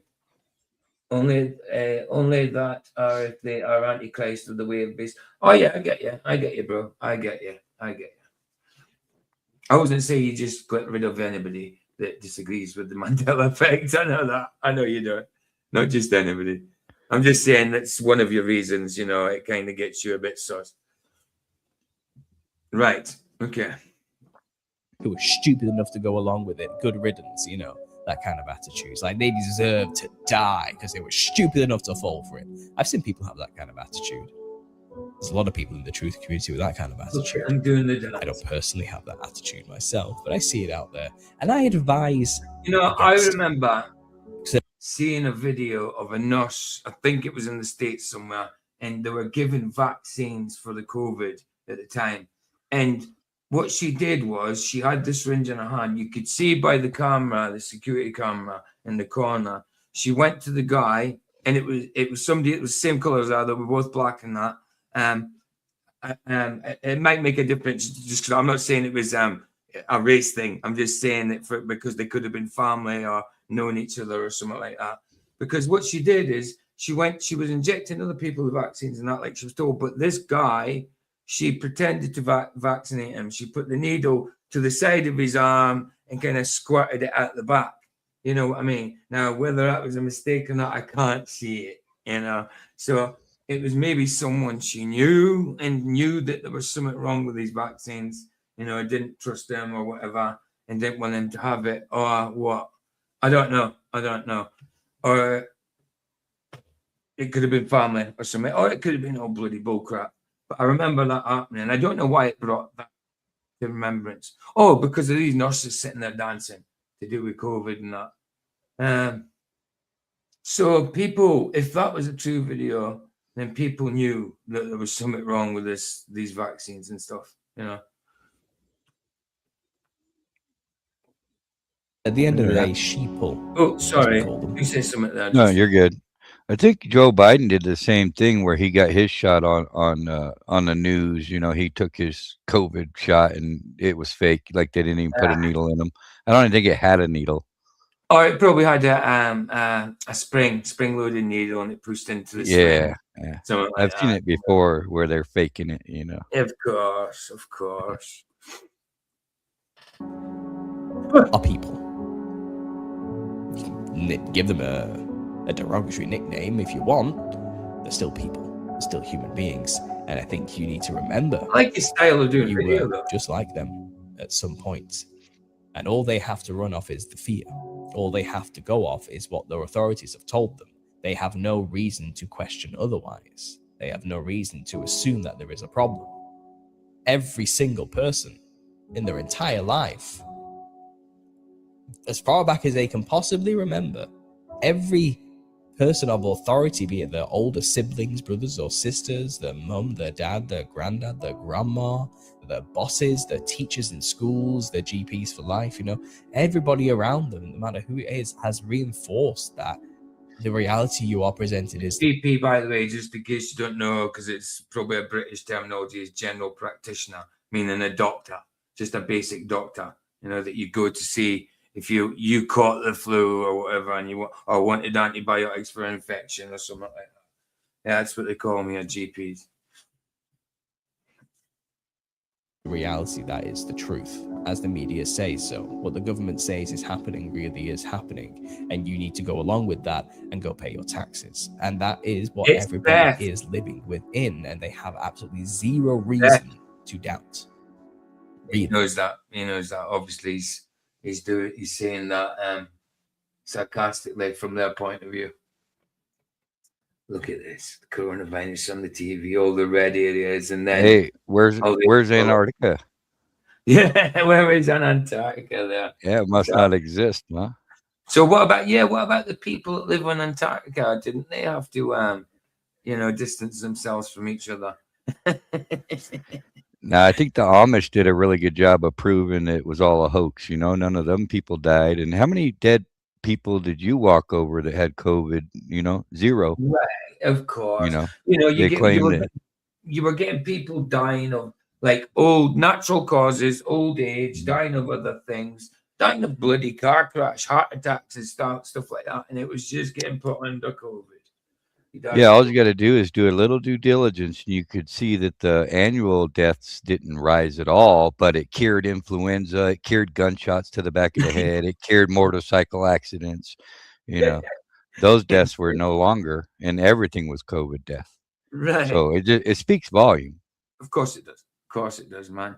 I remember at one point during the first lockdown, and afterwards, for even after the lockdowns finished, both of them, I remember you could put a certain number between, say, 1,000 and 10,000, random, any number you want between those numbers, and put cases, and just that's all you would need. Put just say 1,000, say you put 6,892 cases. That's all you'd have to put in, search, and it would come up with that exact amount, that exact number of cases of COVID, or people died of it in this country or this place, that amount, or people got were infected by it, this place or that place, that amount of number. You could stop that search and do another random number. You could do it from all the way from 1,000 to 10,000. And every single time you do a number, it will tell you there was a certain amount of cases to do with COVID in a certain place. So it was. It reminds me of the Texas sharpshooter fallacy, where you shoot a hole in the wall and then go draw a bullseye around the hole in the wall. I get you. That's brilliant. That's a good analogy. That's great. Because it's not in their benefit. The system doesn't reward people who don't play along, and they have succeeded in a system where they have continuously gone along with the plan. and kept their heads down and trusted authority. And it's in that system they get rewarded. Why would they have any reason to bite the hand that feeds them or question it in any way, as though they're being lied to or it's wrong? What do you mean they're lying to me? The lights are on, aren't they? The roads work, the pipes work, the water flows, everything's great, you know, there's no problem. The heating's on, well, I've got money, I've got my snacks, I've got my TV, I've got my subscription. Yeah, all those things that are on for the price you pay in taxes and what they don't do with the taxes, like the roads and all that kind of stuff, and they're still terrible. Do you think what you pay in taxes is worth what you get? And you're talking like you get the heating for free and, you know, and all that for free. You've got to pay that on top also, when electricity can be taken from the ground freely, you know. But they used to have street lights that were made from earth batteries, you know. That's what they used to power them with, weren't they, in early times in certain parts of America and that. Mad. Look, Leonardo DiCaprio peeking in the Simpsons window there. Services, the car's running. How can you tell me all this is evil and people are evil in control when we have all this stuff and I'm fine and comfortable and happy and fat? Why should they believe you? Why should they believe you just because you want to stand on your soapbox and say you're all, no, you're all fucking idiots. You all deserve to die. Oh, that's going to get them, isn't it? Yeah, that's really going to make them want to go, yeah, you know what? I want to know what this guy's talking about. Yeah, thanks for insulting me and calling me an absolute moron. That makes me want to stand there and listen to everything you have to say unquestionably and go along with your worldview from now on. Yeah, I mean, come on. Flattery will get you pretty far in this world because you're dealing with egocentric, narcissistic, small-minded people who don't have a very large world other than themselves. So if you pay them a compliment first and maybe tell them a joke, you'll be surprised how much they'll be willing to trust you and listen to you and maybe just hear you out, at the very least. It's not a good way to just start with the insults right off the bat or to assume ignorance on their behalf. You actually don't know how much. Social distance and bleachers. What would happen if it filled up? How could you socially distance there if it completely filled up? And show me some scientific evidence that says staying 6 feet apart is going to stop an airborne virus, first of all. And on top of that, masks aren't either. They're not gonna, you know. If you do any due diligence, you'll know that they go right through those masks. Right. If it was true what they were saying about it, and it was so infectious and contagious, infectious, whatever you want to say. Infection is more infection, but you know what I mean. If it was contagious, say, if it was that bad, no cloth mask is going to stop it. You know, right. And if it can be carried on air, it can be carried anywhere on air for miles. You know, right. So well, what distance is going to do? Yeah, when you look at somebody like, let's say you look at somebody who's at the Wuhan lab, look how they're dressed for the disease or the virus. Okay, that's what you'd have to do in order to prevent it. You can't just put a handkerchief over, or else they probably would just put a handkerchief. Right. You'd have to look like when Elliot and E.T. was getting separated, and the guys like that. Those kind of dudes. Exactly. Madness. Yeah, absolutely, bro. They know, or on what level these people are aware of things, or how much they're in denial about things, because it is a process. There's like 5 steps to waking up. It's the stages of grief. It starts with denial and it ends with acceptance, and a lot of fighting in between, a lot of struggles and ups and downs and crying and questions. And that's where the anti-flat earthers are still at now. Denial, and they have been for a long time, and that's where they're going to remain for a hell of a long time. You know, unless God decides to change them, because He's the only one that can change them. You know, they want to stay at denial. Well, hold on, that's denial. Then anger.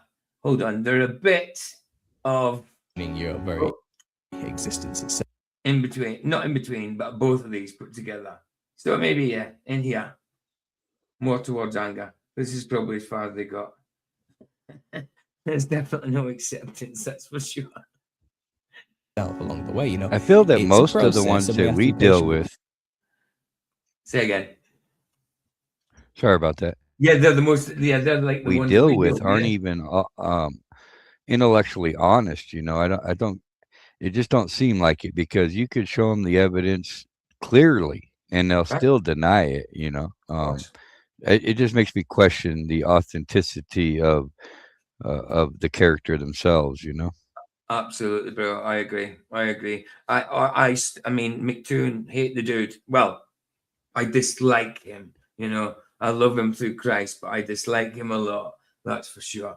I mean, as much as bad as he is, he's got to be a character. He's got to be a character. Yeah, I think there's multiple McToons. I've been doing some more research. I actually originally heard it from Soul. What's her name? Something Soul. I don't know if you know what I'm talking about. Oh, yeah. Rusted Soul. Rusted Soul. She originally said something, yeah, but I did some more research on it and taking screenshots and stuff. There's multiple McToons, just like there's multiple Bidens. Right, there's certainly multiple Biden. What about the time you scratched his neck and it just stayed that way? It's just like clay. Almost like clay, man. Yeah, multiple Bidens for sure. I think there's a few Trumps as well. The 90s Trump. They all have. Yeah, the 90s body Trump, doubles. when it was in. Yeah, the 90s Trump doesn't look like the same Trump as now. Yes, there's similarities. Obviously, they do look alike. Obviously, but they don't look like the same person, People who have to go through it. Because when we woke up decades ago, literally, it was easier for us. I think we have to have some hindsight here. Remember that for us, things were still pretty vague. And there was still a level of reasonable doubt that maybe we're stretching here on some things. We don't really know what they're doing in these secret societies. We have ideas and good guesses and people telling us, but can we trust them? Do we actually know? There was a level of maybe we're just being a little bit weird still, because it was all new and fresh and we were just kind of uncovering and unlayering the darkness underneath the surface for the first time. We didn't know how deep it really went fully yet, or to what extent we... That was the horse at Denver. This is the Denver airport stuff. So nuts, this stuff, man. So nuts. I think this is down now, Roger says. I think it's down. Or one of the murals are down. But a few of the stuff are down. Yeah, they took most of them down. Replaced most of them. Right. I was just there a couple of weeks ago. Oh, look, there's me. Right there in the corner. Would find out solid, hard truths on the matter. So for us, I think we had a slightly easier time of processing these things with a sense of humor, a sense of levity, perhaps, and like a sense of mystery and fun. Like we're uncovering a mystery, you know what I mean? The people waking up today are bombarded with the worst possible situations every single day. They can't afford to eat. They can't fill their cars. It's constant war. Everything's going pretty bad. There's basically this system that says you should eat bugs and own nothing and be happy. Property values are crashing. No one can buy a home. People can't sell their homes. The prospect of a pension. All right, Brian. Sorry, I forgot to I brought it up. I forgot to read it out. Yeah, the double maskers really thought they outsmarted single maskers. Yeah, they did. Like you get no gaps in double masking, Madness, isn't it? Coming in clown world. People are nuts, bro, nuts. So like it didn't start. It wasn't the whole world on the first day. It was a gradual thing, but it was quick. By the time most of the world was adhering to the lockdown and that. Well, I wasn't adhering to it, but it was so nuts, man. It was crazy time. Yeah. It never happened in my lifetime before that, and I'm 50 this year. Hey, oh, dude, where the hell have you been, bro? I actually just messaged you, Ninja, Kunal, in one of our old comments in one of the videos from a few weeks ago. Or the thing, just to see if you're all right, because I haven't seen you for a bit, man. We've missed you for weeks, bro. He said, hey all, I'm here for a bit in the background, been a hot minute. Hope everything is doing well. I hope you're all right, bro. I thought you'd just been working or something a lot. I've been working a little bit myself, but yeah, if you've been working, you've been working a hell of a lot. But good to see you, bro. Been wondering where you've been. I did ask a few people. They hadn't seen you either, but bless you, man. Good to see you. Just busy with work. I thought so. I kind of thought so. Good to see you, bro. Good to see you. Dying and dropping like flies left, right, and center while it's pandemic after pandemic, and people are being shot up and injected with all sorts of experimental things. It's good. I'm glad you, because I know you're all right now. I know you're sound. Probably fueling and going towards more deaths everywhere. Well, everyone's in perpetual fear of the next day because there is always a crisis every single day. These people are basically forced to wake up now when they weren't ready. And then they drop the Epstein files. They've just admitted it. Yeah, we rape and eat children. Oh, yeah. What are you going to do about it? There was a lot of this true. There was a lot of this true, but there's a lot of it made up, I think. A hell of a lot's true, absolutely. But again, it's just another thing to obscure your view. Listening to me right now who have been in the game for a very long time, I'm sure, if you've made it to this corner of the internet. But most of the people right now who are being slapped and forced awake, they're in the leave me alone just 10 more minutes phase. Aye. Let me go back to that dream, see if I can recapture it. You know that feeling. You've been there before, haven't you? When you had a really good dream, great to see you, man. Things just seem so perfect and were going so well. And then you wake up and you're like, no, please just let me. Maybe if I close my eyes and fall back asleep, it'll just continue where I left off. But that's not what happens. No. It gets weird, doesn't it? Doing those extra 10 minutes, you try to get that dream back. The world you woke up from never really existed. You're stuck here with it. I want you to get together. I want you to get together. Okay, we've got one more. This one relates to the UK now. I think this is Tommy Robinson. London, the protest explodes as police track crowds with facial recognition. Keir Stalmer melts down. That's because he's an idiot, an absolute gonad. Is that Tony Robinson? I think it is. Anyway, let's check it. 30 minutes long. May the 16th, March, Unite the Kingdom for Tommy Robinson, and the footage is finally out. So we're going to watch some of this now and just see just how incredible the atmosphere is and what people had to say. Let's go. They've imported hostile, violent men into our communities, and then they've tried to smear us as racist or extremists for one. That's right. That's right. He's right there. A lot of people used to think this guy was racist. No. He just obviously doesn't want people, illegals, coming in that are doing what they're doing, you know? Especially not vetted. Sorry, say again. Sorry, go, Justin. Just, it's one thing, to be illegals, but to not be vetted. You don't know who or what kind of criminal activity these people are guilty of. As long as they're vetted, then we could talk.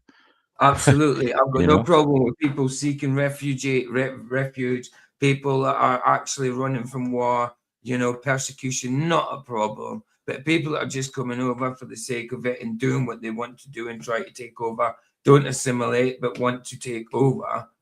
No, thank you. But yeah, like you said, 100%. I kind of worded it. It's kind of a double-edged sword at the same sense because, we have the right to travel wherever the heck we want without permission, but at the same time, we... En masse, it's a bit beyond the joke. Yeah, it's fine. You can immigrate anywhere you want. I agree. But en masse, when there's an aim, a goal, when there's a goal, they've got an aim toward, it's not just a random thing that just happened. There's a narrative there. There's an agenda. You know what I mean? No doubt. There always is alternative motives. Like with all the immigration that we've had here in the U.S., a good portion of it was just photo ops and psyops and false flags. These people, they claim they walked 2,000 miles and they're all in flip-flops and brand new clothes with no food, no diapers. So I call bullshit on that. Although there is a lot of illegal aliens here, they're definitely here, but they definitely have caused a crisis, just like always. They caused a crisis and then create a hero to save you from a crisis, and you're complacent, ignorant in the process. Right, like Trump. Yeah, it's a broken record. We've seen it before. Right, of course. Keir Starmer's causing these bloody problems. Then causing these problems and saying, yeah, actually, what we'll do because this has happened, that he allowed to happen, we'll give the digital ID out. We'll implement the digital ID so that'll track everybody, and we'll just know. We'll know, like, if they get into trouble, we'll know to just go and get them. Yeah, so they give you the solution for the problem they caused. Mm-hmm. And it's no solution. So what you're saying there, it's been a combination of work and somewhat of social life with work people as well. As you're doing streams, your streams are that well work. Well, that happens. Bless you, bro. Bless you. I know that's the Justin, but I'm blessing you for him.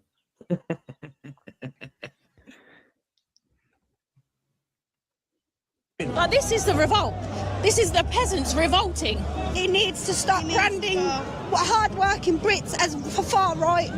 We just want to be heard, and he's ignoring us. At the end of the day, do you think a civil war is inevitable here? Yeah, it's been going on for years. I don't recognise my country no more. Keir Stalmer is like an actual traitor. Today, we're here in the streets of London. We have the Big Ben right behind us here today, and today it's set to be one of the biggest marches in the history of the United Kingdom. Hundreds of thousands of people are set. Big Ben is actually just a nickname for the bell. The tower itself is not called Big Ben. Actually, what is it called? Just out of interest, I did know that, but I can't remember now. What is Big Ben building? That was a bell, not a clock. Yeah, and there's a bell inside it that goes ding dong. That's actually obviously the clock's famous, but the bell that you hear, like when in the UK we had 10 o'clock news, and then you would hear live the bells going off 10 times. They go off every hour. But yeah, there's a bell in there, and it's called Big Ben. But everybody calls the whole building, the clock, the face, and everything Big Ben. Yeah, the building, right? Elizabeth Tower. It's called Elizabeth Tower. Big Ben's just. Let me just find that. Big Ben is just the. Big. Yeah, I was taught in school that it was just the clock, the building, not the bell. No, I think Big Ben is the bell. That's what I'm saying. Everybody gets taught different things, don't they? So that shows there's no credit to what we were taught. There's no value in what we were taught. No consistency, yeah. No, and no value to what we were taught. Big Ben is it the bell?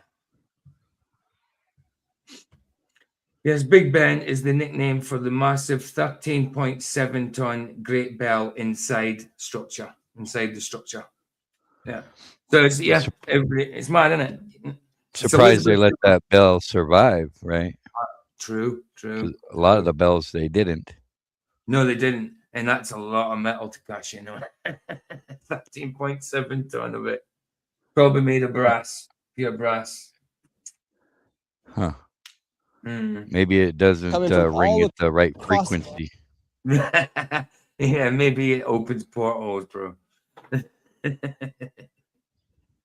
The United Kingdom to come into the streets of London today. Right now, over 4,000 police officers have been deployed into London, and they're using new facial recognition cameras to track who comes in and out of the protest. That is something that has never happened before. And at all of the major stations like King's Cross, they have new cameras that have facial recognition. They're tracking. It's getting really bad here in the UK. It's getting really bad. And this year they're implementing the digital ID.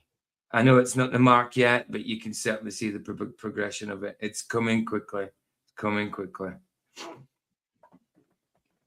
Literally everyone that comes into this protest. How is this not China already? From entering into the United Kingdom to cover this event, Keir Stalmer, the Prime Minister of the United Kingdom, has been outspoken against those that are attending this march, saying that this march is led by convicted thugs and people that are spreading division and hate here inside. You mean normal people, Keir Stalmer? Normal people. Yeah. United Kingdom. Division, aka like people who say that, yeah, that's evil, we stand against it. Right. Okay. Keir Stalmer wants everyone to live in a universe where we just accept all evil, because if we ever didn't accept evil, that would be causing division. The whole government is a group of thugs at the moment. So he called it racist, actually. Tomorrow's march in London is a reminder of what we're up against in the battle of our values. The organized. Our value. You are the enemy. You are the aggressor. You are the instigator. You know what I mean? You're going on like it's these people that are the thugs. No, it's you guys. It's systematic. You make people be thugs. Please. Including convicted thugs and racists. See? Are peddling hatred and division. Harder. You're racist if you just don't want, you're racist. If you criticize someone that from another country, an immigrant has just come in just because of something they do or what they're like, then you're racist. It's nothing to do with the skin color you're criticizing them for, but you're racist just criticizing them. Same as anti-Semitism. I mean, you just get called anti-Semitic for criticizing a Jew. And for anything, he's shoelaces. Oh, tie your shoes. Oh, it's anti-Semitic. I mean, I don't like people who hate Jews, but I don't like that they call out anti-Semitism just for anything. Stupid.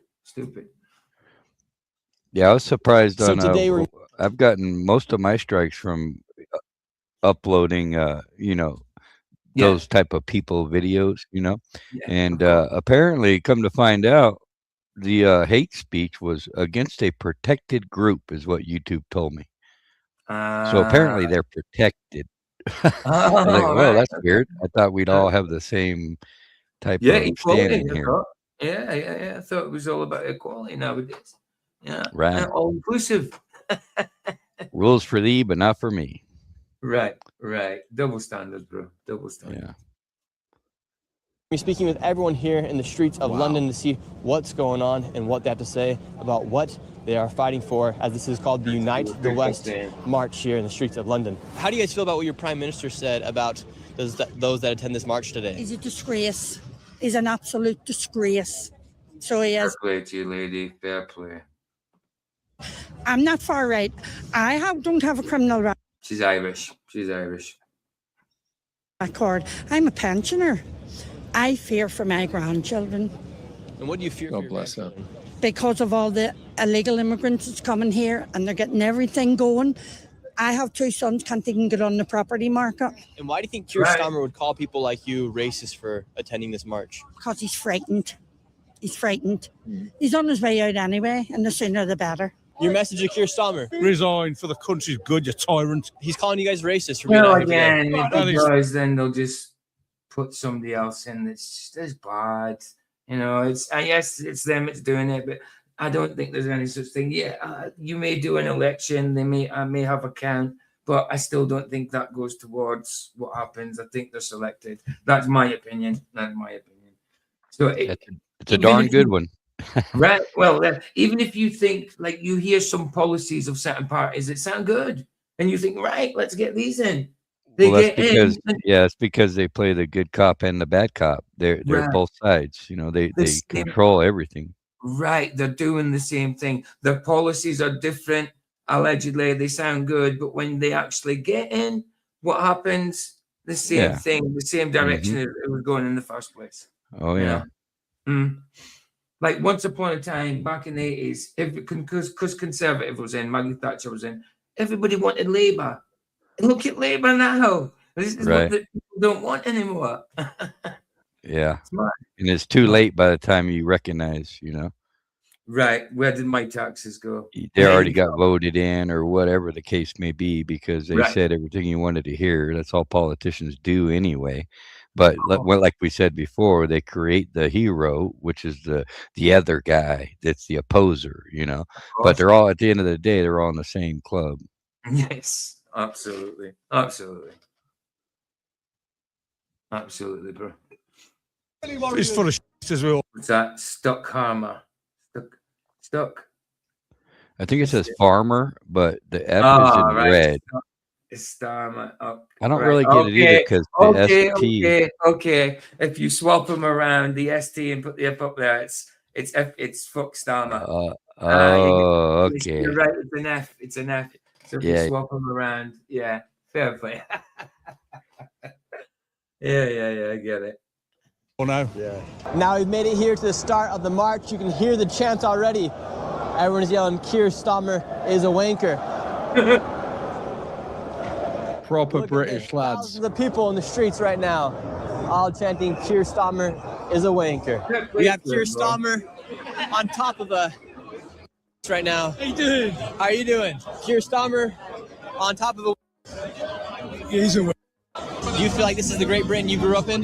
No. Do you think it's a Great Britain we grew up? No. Not so great now. We're an embarrassment to the world, what this government's doing. What do you guys think about Keir Stalmer blocking journalists from coming into the United Kingdom? It's disgusting, isn't it? Yeah, it's only for one thing, because they say things you don't like. You say things Keir Stalmer don't like, he likes to block you. I'm surprised you managed to sneak through, to be fair, mate. I've just been watching you in Cuba. I'm a bit surprised as well that they let me in. I don't know, you managed to sneak And how through. come you think here they're attacking freedom of speech? Well, I know why. It's because they've got their own narrative, haven't they? I mean, I don't go all into it, but it all stems 100%, bro, 100%. from after the war. They started implementing all these systems of anti-racism, and it just come to a point now where white man's not listened to. It's not about what black or white, but native people are just not listened to in the country. Done a whole video on this. He's right. I mean, there's more to it than that, but that's right. That's absolutely right. Kalergi plan. The Sikh guy stabbed a white kid the other day, and the police arrested the white kid because the Sikh guy said he said something racist. They handcuffed him. No way. So the Sikh guy stabs this kid, but the kid gets arrested because the Sikh guy that did the stabbing said he said something racist. Unbelievable. Even if he did, it's a word, and it doesn't garner being stabbed over. Yeah, one's protected under the Constitution. Well, I don't know about there, but you know, our First Amendment, you have the right to say whatever the hell you want. Yeah, I get it. But I mean, if black people themselves are allowed to say words like that, this wasn't a black person, but for instance, if the N word, if they're allowed to, then anybody should be allowed to. I don't think anybody should say it if it's derogatory, but that's just courtesy. That's just being pleasant. Just don't. There's no point. But yeah, if you should be allowed to say what you want to say, absolutely. But you know yourself from what you say, there may sometimes be consequences, but you should still be able to say, yeah, absolutely. I agree. Sat on the floor, bled out and died a couple of days ago. Wow. Somebody Novak, his name is, young college kid. Look it up, mate. He was choking on his own blood. Wow, you know what it's like, mate. It's tyranny in this country. Absolute diabolical. They're against us English. Future, my friend. You can't keep pouring one country into this one, expecting it's going to turn out. They've got different cultures, different ideologies, and different ways of living. We want to keep up. They're not assimilating. They're doing what they want. And they're getting help too. That's the problem. I'm not saying them all. Obviously. But it was a majority was men sent over. There was no kids, hardly any kids. There were no women. It was all older men, 30s onwards, late 20s onwards. Yes, a few women, but not many. And not many kids. It was all men. Yeah, same here. In the U.S., yeah, same thing. Right. So it's systemic, isn't it? It's intentional. It's a playbook. Right. The world stage, of course. That's right. Culture. I've got a granddaughter. When in 30 years' time, when she grows up, I want her to recognise the England I was born in. And if we keep pouring into this country, there's going to be nothing left. In what ways is the England that you grew up in different than the England that your grandchildren are growing up in? Because we keep pouring in these different cultures, these different religions into this country. And we've seen jihad, inbreeding, child marriage, female genital mutilation, you name it. Across Europe, it destroys everything on its path, on its way. I've got nothing against refugees coming in, as long as they're vetted and we understand who they are and what they are. Come and respect our culture, come and respect our people. That's all we ask. And Keir Stalmer has called the organizers of the Exactly what you said, Justin. Exactly what you said. As long as they're vetted, fine. Absolutely, 100%. 100%. I agree. Thugs and racists, and has said that you guys are pushing division and hate here inside the country. Keir Stalmer shouldn't even be there. He's hanging on by a thread, and he knows he is. It's his last chance for a bit of for his last chance to stand against us people. He's been calling us far-right fascists and Nazis. Can you see any far-right fascists and Nazis around here? No. I see grandparents, I see parents, I see soldiers, I see everyone up. It's my grandson. We're not far right, we're not fascists, we're not Nazis, we're just people who want a future for this country, and that's all we're after. And do you think So good. So good. have to actually defend the country and bear up arms? Yeah, because nobody's listening to anybody. They're just doing what they want to do. They're not asking us what we want. How are you doing, sir? I'm all right. I'm here for the love of Christ. The march has officially begun. Tommy is Good old bagpipes. leading the march. Hundreds of thousands, if not millions, of You people go, are out sir. here in the streets of London. Here we go. So good. Wish I was there. Heavenly Father, thank you for this man. Thank you for everything you've done. Thank you for blessing him and keeping him and continue to bless him and cover him in all ways. In Jesus Christ's name, amen. Amen. There we go. Amen to People that. in the streets of Britain. Good to hear you. Oh my God, take your photo. The people of London. Come here, quick. Yes. And ma'am, they are calling people like you a racist for being out here today. I was an NHS worker. I worked for the NHS. I was a medical emergency nursing assistant. I lost my job for showing a post from the government website how much asylum seekers get when they come to the UK. I was sacked for gross misconduct straight away. Never had a complaint What's about wrong me. with that? Show them what they get when they come here. Why should it be hidden what they get? Because, you know, when they were getting put up in hotels, there was still loads of our homeless people sitting outside starving while they're getting fed indoors, you know, in a hotel where the guys in the street are from this country. Some of them, they did it in themselves. Like me when I was homeless, it was my fault because of my drug addiction and all that. But some people are just in certain circumstances. It's not always their fault that they're on the street, you know, not always. And there's a lot of it here.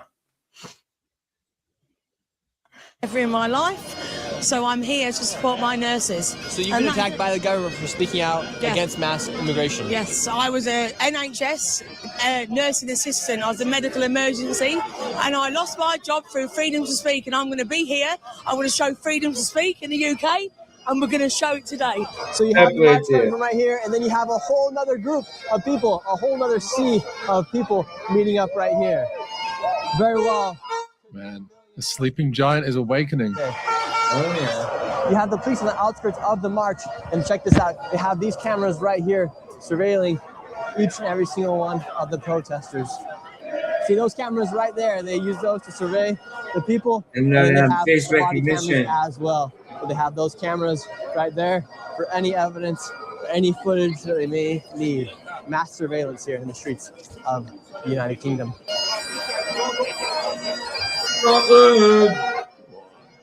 So good. Look at that. Oh, hello.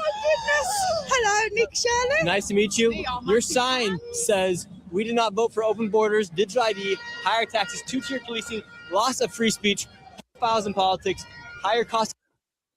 Yeah, he's right. Open borders, digital ID, higher taxes, two-tier policing, loss of free speech, pedophiles in politics, higher cost of living, Stammer out, restore Britain.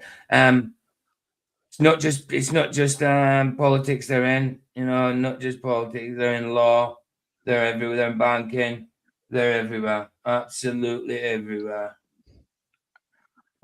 Well, if you think about it, PJ, this is a lot.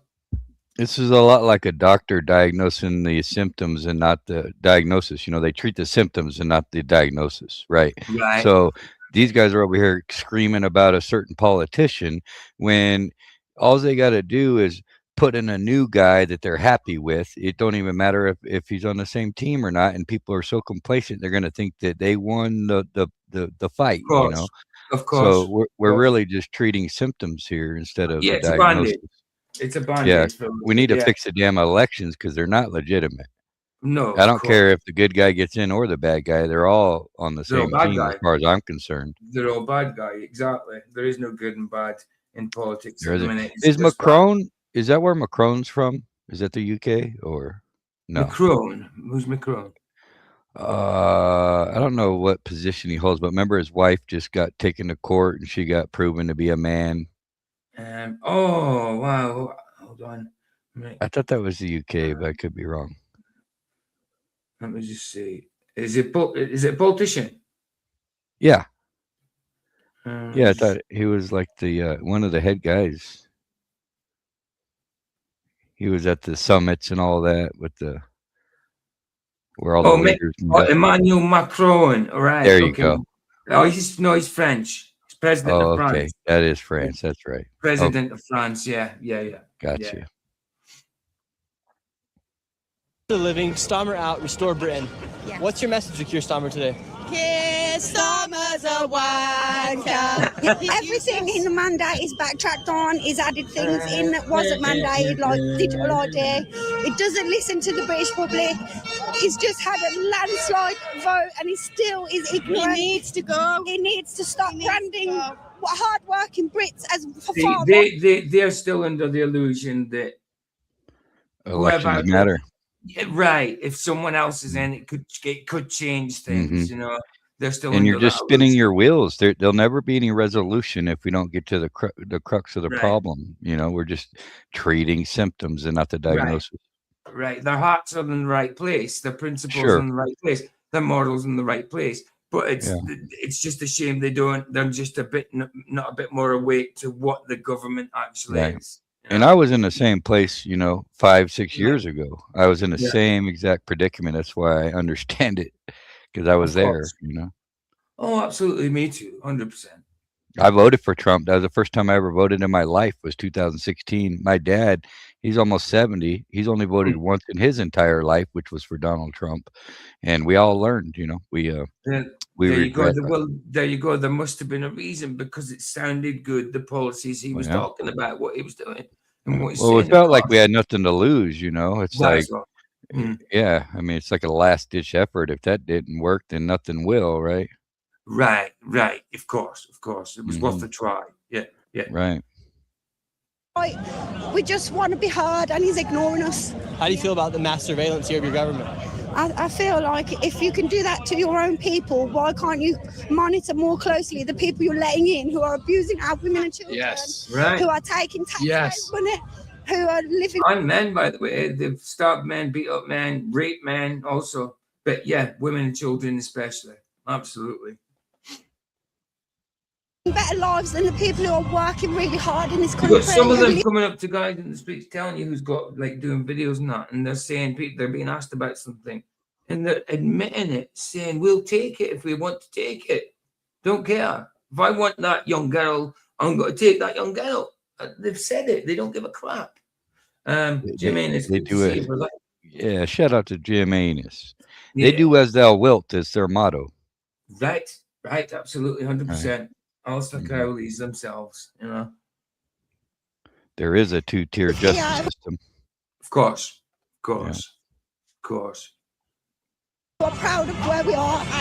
We don't oppose immigration. We just don't want to be. Where are all the cameras on the beaches of England? Where are all the cameras at sea capturing all the faces of people coming in? Stalmer and your politicians are calling people out here racist, saying this is pushing division here inside the United Kingdom. I wish I knew the answer to that question, but I really don't. I ask myself this all the time. All I know is he's not serving the British public, and these numbers. Yeah, Jim, we played your latest video. We played your moon video. So, nice one, bro. Nice one. The march continues to get bigger and bigger. Right now, we're in Trafalgar Square. It's completely filled, and all the way down to Parliament Square is completely filled as well. We're going to interview Tommy in just a moment. Tommy, you've done it again. We've done it. March. We're leading a revolution in Britain, right? From here in the middle of You had your revolution through the election ballot box with Donald Trump. We're having ours right now on the street. The entire streets of Whitehall, all the way to Trafalgar, are full of people. And what does this say about the current state of the United Kingdom? What do the Brit and people want? It says that the public are ready. We're ready, right? No problem, Jim. No problem. Yeah, but again, Tommy, some people think he's maybe not, what he says is. I think he's okay, but I think he's under the illusion that another government could help. I don't know. It's really hard to discern, because they do play the good guy, and it's really hard to discern, because of that fact. It's like at the end of the day, you can really trust no one, man, and question everything. You have the discernment, use it, tap into your discernment, right? I'm wondering if this guy's got a 3 on his other shoulder. I was thinking the same thing. Took the words out of my mouth. I seen the 1 3. I was like, I bet you the other shoulder's got another 3, huh? Hey, I was wondering that. Right. Too long. Ready for what? We're ready to fight for our country. Keep an eye on We're this. ready. And what you're witnessing now is a formation and an organisation. We're going to spread this through every town and city, and we're getting ready for the Battle of Britain in 2029. Our next election is the most important election in this country's history, because the enemy are no longer invading on the borders where they are, but the enemy's here. They're here. Right. They're here. And they're betraying us. Why has your government betrayed the people of Great Britain? They've tried to replace us, just like they did in Minnesota. Why do you think Somalia is the hottest place in the world, yeah? They're living in Minnesota. They didn't choose there. They were put there. They were put there. So think what they've done there, and think of what you exposed, and think that he knows that. I mean, he knows that. They were put there. They all knew it was happening, but they turned a blind eye. Well, they turned a blind eye to them raping their way through our country, because they're importing voters. They're replacing us. They have 6, 7 kids. We don't. They're bringing people in to replace us that are loyal to them. That's true. They breed a lot more than we do. They certainly do. They certainly do. So at some point, we're going to be the minority. That want to be dependent on the state. Well, we don't. The far left have had their revolution, yeah? They've had it. Open borders, breakdown of the family, attacking nationalism, patriotism. They got what they want. Revolution. You're witnessing today the counter-revolution. The counter-revolution, civil war come 2029 if nothing happens. We need to win at the ballot box in 2029. Now, to do that... Was someone waving the Palestine flag? Or was that an Irish flag? I didn't quite see it. You have to get the 50% of non-voters. You need to captivate them, electrify them, and give them back that sense of identity and belief that they matter. Today, everyone here knows they matter. And your message to the rest of the West, for those that aren't here, that don't see what's happening every day here in Britain, what would you say the reality of life is? The reality of life is women are scared. They can't walk the streets. Our daughters are being raped. They've took the safety of our nation. They've imported hostile, violent men into our communities, and then they've tried to smear us as racist or extremists for wanting protection of our women. And to the rest of the West, unite the kingdom. Look at that. Read that on that side. It says, unite the kingdom, unite the West. Because this is a Western civilizational problem. They're attacking us. Stalmer saying everyone out here is racist today. Yeah, no one cares what they say. Right? Look around you. Look at the diversity. This is a lovely crowd, man. You guys are out here. There we go. I'm so glad to he's still alive. That guy has had very close shaves with jihadists. He's been nearly killed on multiple occasions. And if it wasn't for him, we wouldn't have this kind of movement that we are seeing today. So super important that guy stays safe, that we support Tommy. And at this point, I think the only hope for Britain is to vote Restore Britain, the political party headed up by Robert Lowe. This was an amazing video, though. Yeah, under the illusion that change of government's got to do anything good. You know, it's not. It might seem good for a little while, like what Trump's done. He's done some good things, hasn't he? Yeah, but it's the same exact thing, just over there. You know, we went through the same exact process and the same beliefs that electing somebody else is going to change it. And at this point in the juncture, we've seen enough to know we've seen too much. Absolutely. I mean, isn't the UK just the 51st state? Yeah. Right. I think they're all, I don't think there's an independence anywhere. I think it's all an illusion. I don't think United States is independent from UK. There's a one world order. There's an entity that runs the world. So it's all just an illusion. I agree. And if they're already like that in mind, but in body, they're not there yet. But you know what I'm saying? It's all coming together. Yeah. So Huey went for a bit longer tonight, did he? All right, got you, Paul. Got you. We're just finishing here. We've got to go over Rumble, watch a couple of episodes of Supernatural. No movies tonight. I mean, it's not even movie night. I only went on tonight off the cuff because I was meant to be on Tuesday instead of Flats, but Flats decided to go on tonight. I usually do Tuesday. He doesn't usually. So I ended up going on this afternoon instead, going earlier. And then Flats was on and I couldn't get in because he's on TikTok and all that. So I just decided to go live. So, yeah, it was enough to go. So yeah, we'll watch a couple of episodes of Supernatural. Go watch the rest on Nick Shirley's channel. It's an incredible video, and I think it really captures the atmosphere. Of what is going on. Let me give you this guy's link as well in case he's got 149,000 subs. This is the kind of stuff he does, Islamic stuff, political, religious, I suppose. I'll put a link in just in case. Yeah, and one of these nights, we had a no rush, but let's watch that Masonic debate or whatever. It's really good. Yeah. Oh, yeah. The one that's 2 hours long. Yeah. It's just, even if you didn't watch it all, it's really good, man. Yeah, the one you got it's struck for that one.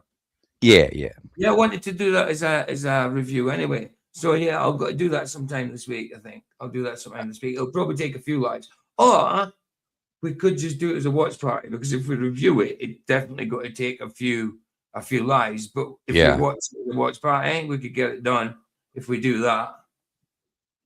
Yeah, I'm down either way. Yeah, either way. Right, cool. Yeah, I'll get that done this week because I'm interested in that too. Right. Sounds cool. He was covering DJ. He was claiming mainstream baller nonsense about terrestrial non-diffraction. No doubt. Discord flappers are so annoying. Yeah. Oh yeah. Absolutely. Right. Okay. I'll play out with a Harry Mack. Let's get a Harry Mack up. Oh, sorry. Did I give you guys this link? Yeah. Did I get it? I didn't see it drop. All right. No, I'll grab. I think I already grabbed it, but I'll grab it again just in case. I'll put it in the private here, and I'll put it in the chat, in the live chat. So. And you're gonna head to Rumble as well. Yeah, I'm going to Rumble to watch a couple of episodes of Supernatural. Gotcha. Throw your Rumble link down as well. Yeah, no problem. Yeah, that'll go in. Let's go in and chat now anyway, for everybody to go over. Well, I appreciate you, PJ. Man, we'll see you over there. Not a problem. Hey, always a pleasure. You're always welcome, bro. Rumble link in the private chat. There you go. That's for this stream now, but you can you already follow me over there, aren't you? Yeah, you are. But yeah, that's the link for tonight anyway. There's the link as well, guys, in the chat. There we go. Right. Harry Mack. Let's get Harry Mack up. See if we've got a new one. We've got a new one? Not so much. So let's go. Is there any I've missed? 8 minutes odd. 11 minutes. Too long. 4. I've done that one. Done this one. Can't remember. Let's do this one. Once again, if you are a rapper and you freestyle and you want to send me something, harrymacofficial.com/flowstatepod. I react to one every solo app. So excited to see a new one here today. This one comes from Luke M. And it looks like there's a message here accompanying this one. So I'll go ahead and read that quick. Luke says, not my best, but I've wanted to submit something for a while, and I know the feedback will help me progress, which rhymes. Not my best, but I wanted to submit something for a while, and I know the feedback will help me progress. Have been watching Harry freestyle since 2017. Thank you so much. Appreciate that. Big fan. Well, I'm excited to check this out. Here's Luke M with the freestyle. My heat's about to get down. Wait for the beat to drop though. Harry Mack, Flow State Pod, big fan. Hey. Yo, my name is Luke. I'm brighter than a nuke. Every single time that I write it, they go woo. And they want to clap, yeah, they want to cheer. They can't believe that the kid is actually here. I mean, I'm shattering the atmosphere, shattering the planet. I didn't mean to do that, but you know I had to have it. I had these habits. Yo, I'm looking like a rabbit. Oh man, I'm rapping rapid. Oh man, what's he even saying? Going Super Saiyan. No, he's just displaying all his skill, all his practice. I used to spit the whack shit. Used to be green with envy like a cactus. When I was watching Harry Mack just spit this. Man, and then I realized that I have this affliction of envy, that I don't have to be the MVP. No, I could be me and still be one of the best on the MIC MW3. I'm shooting my shot, COD. Yeah, you know when that's a headshot. Ooh, all right. Let's go. Much love to Luke M. Appreciate that, man. That was dope. That was super dope. Green with envy like a cactus. Let's go, dog. I like that imagery a lot. That was fire, man. I love the cadence. I felt like you had a lot of clarity to your rhythmic approach. That's one thing that's really big for me, you know, as a musician, as a drummer in particular. I always love it when a freestyler, really any musician, but especially a freestyler, is very clear with their rhythm and their pocket. Like, it's not wishy-washy. It's not mushy at all. It's not ambiguous. I'm not like, oh, did you mean this? It's like, nah, this is right where the rhythm is. It's like, yeah, you were clearly hearing and feeling a specific rhythm, and you were expressing that same rhythm. So there was, coherency there. So that to me is really cool. And yeah, there was a lot of really nice, like, free flowing, like multisyllabic dense rhymes, right, packed in tight right next to each other. The like rapping like a rabbit with the rapid rap. Like there was, I can't remember exactly what you said, but that was nice from a lyrical standpoint. And then it spun off the rails a little bit, and you were like, "What's he even saying? He's just going." And then you took that into a new free flow. What's he even saying? He's just going Super Saiyan without delaying. And it was like, okay, we're continuing this momentum here of these kind of densely packed in rhymes, which is a great effect. So I felt like that was really dope, man. And then also, like, what was great too is because I didn't realize at first when you said green with envy like a cactus, then you went to saying that when you watched like me do my thing, until you realize that you don't have to have that envy anymore because you could just be yourself and still be one of the best. That's tight. That's what it's all about right there, man. We can only be the best if we are our authentic selves. And I can't do what you do, nobody can really do exactly what somebody else is doing. We can only do what we do. And you're well on your way, man. And you got a lot of things together already. And as long as you stick with it and continue practicing, you're going to continue filling in gaps and just get better and better. Ooh, there we go. Right, let's get over there, gadgets. Let's get over there. Yeah. Let's do that. Get rid of the chat. Right. See you gadgets over there. And if you're not joining us over there, thanks for being here. And I will see you tomorrow night after Flats. Because this afternoon, well, it is this afternoon now because it's 12:30 for me at midnight, half midnight. So I've got an appointment this afternoon, so I won't be able to do this afternoon stream. So I'll have to do one after Flats has been on. Just a normal stream though. It's not movie night or anything. It's just Wednesday night. So normal stream. But I do things off the cuff. I'm a bit random sometimes. You never know. We'll see. Anyway, bless guys. I will see you over there on the Rumble side if you are coming. There's a link. The right link. Yeah. Okay. See you guys over there. Bless yous. Other guys, I'll see yous tomorrow. I'll see yous tomorrow. He who the sun sets free is free. Indeed. Ta-ta.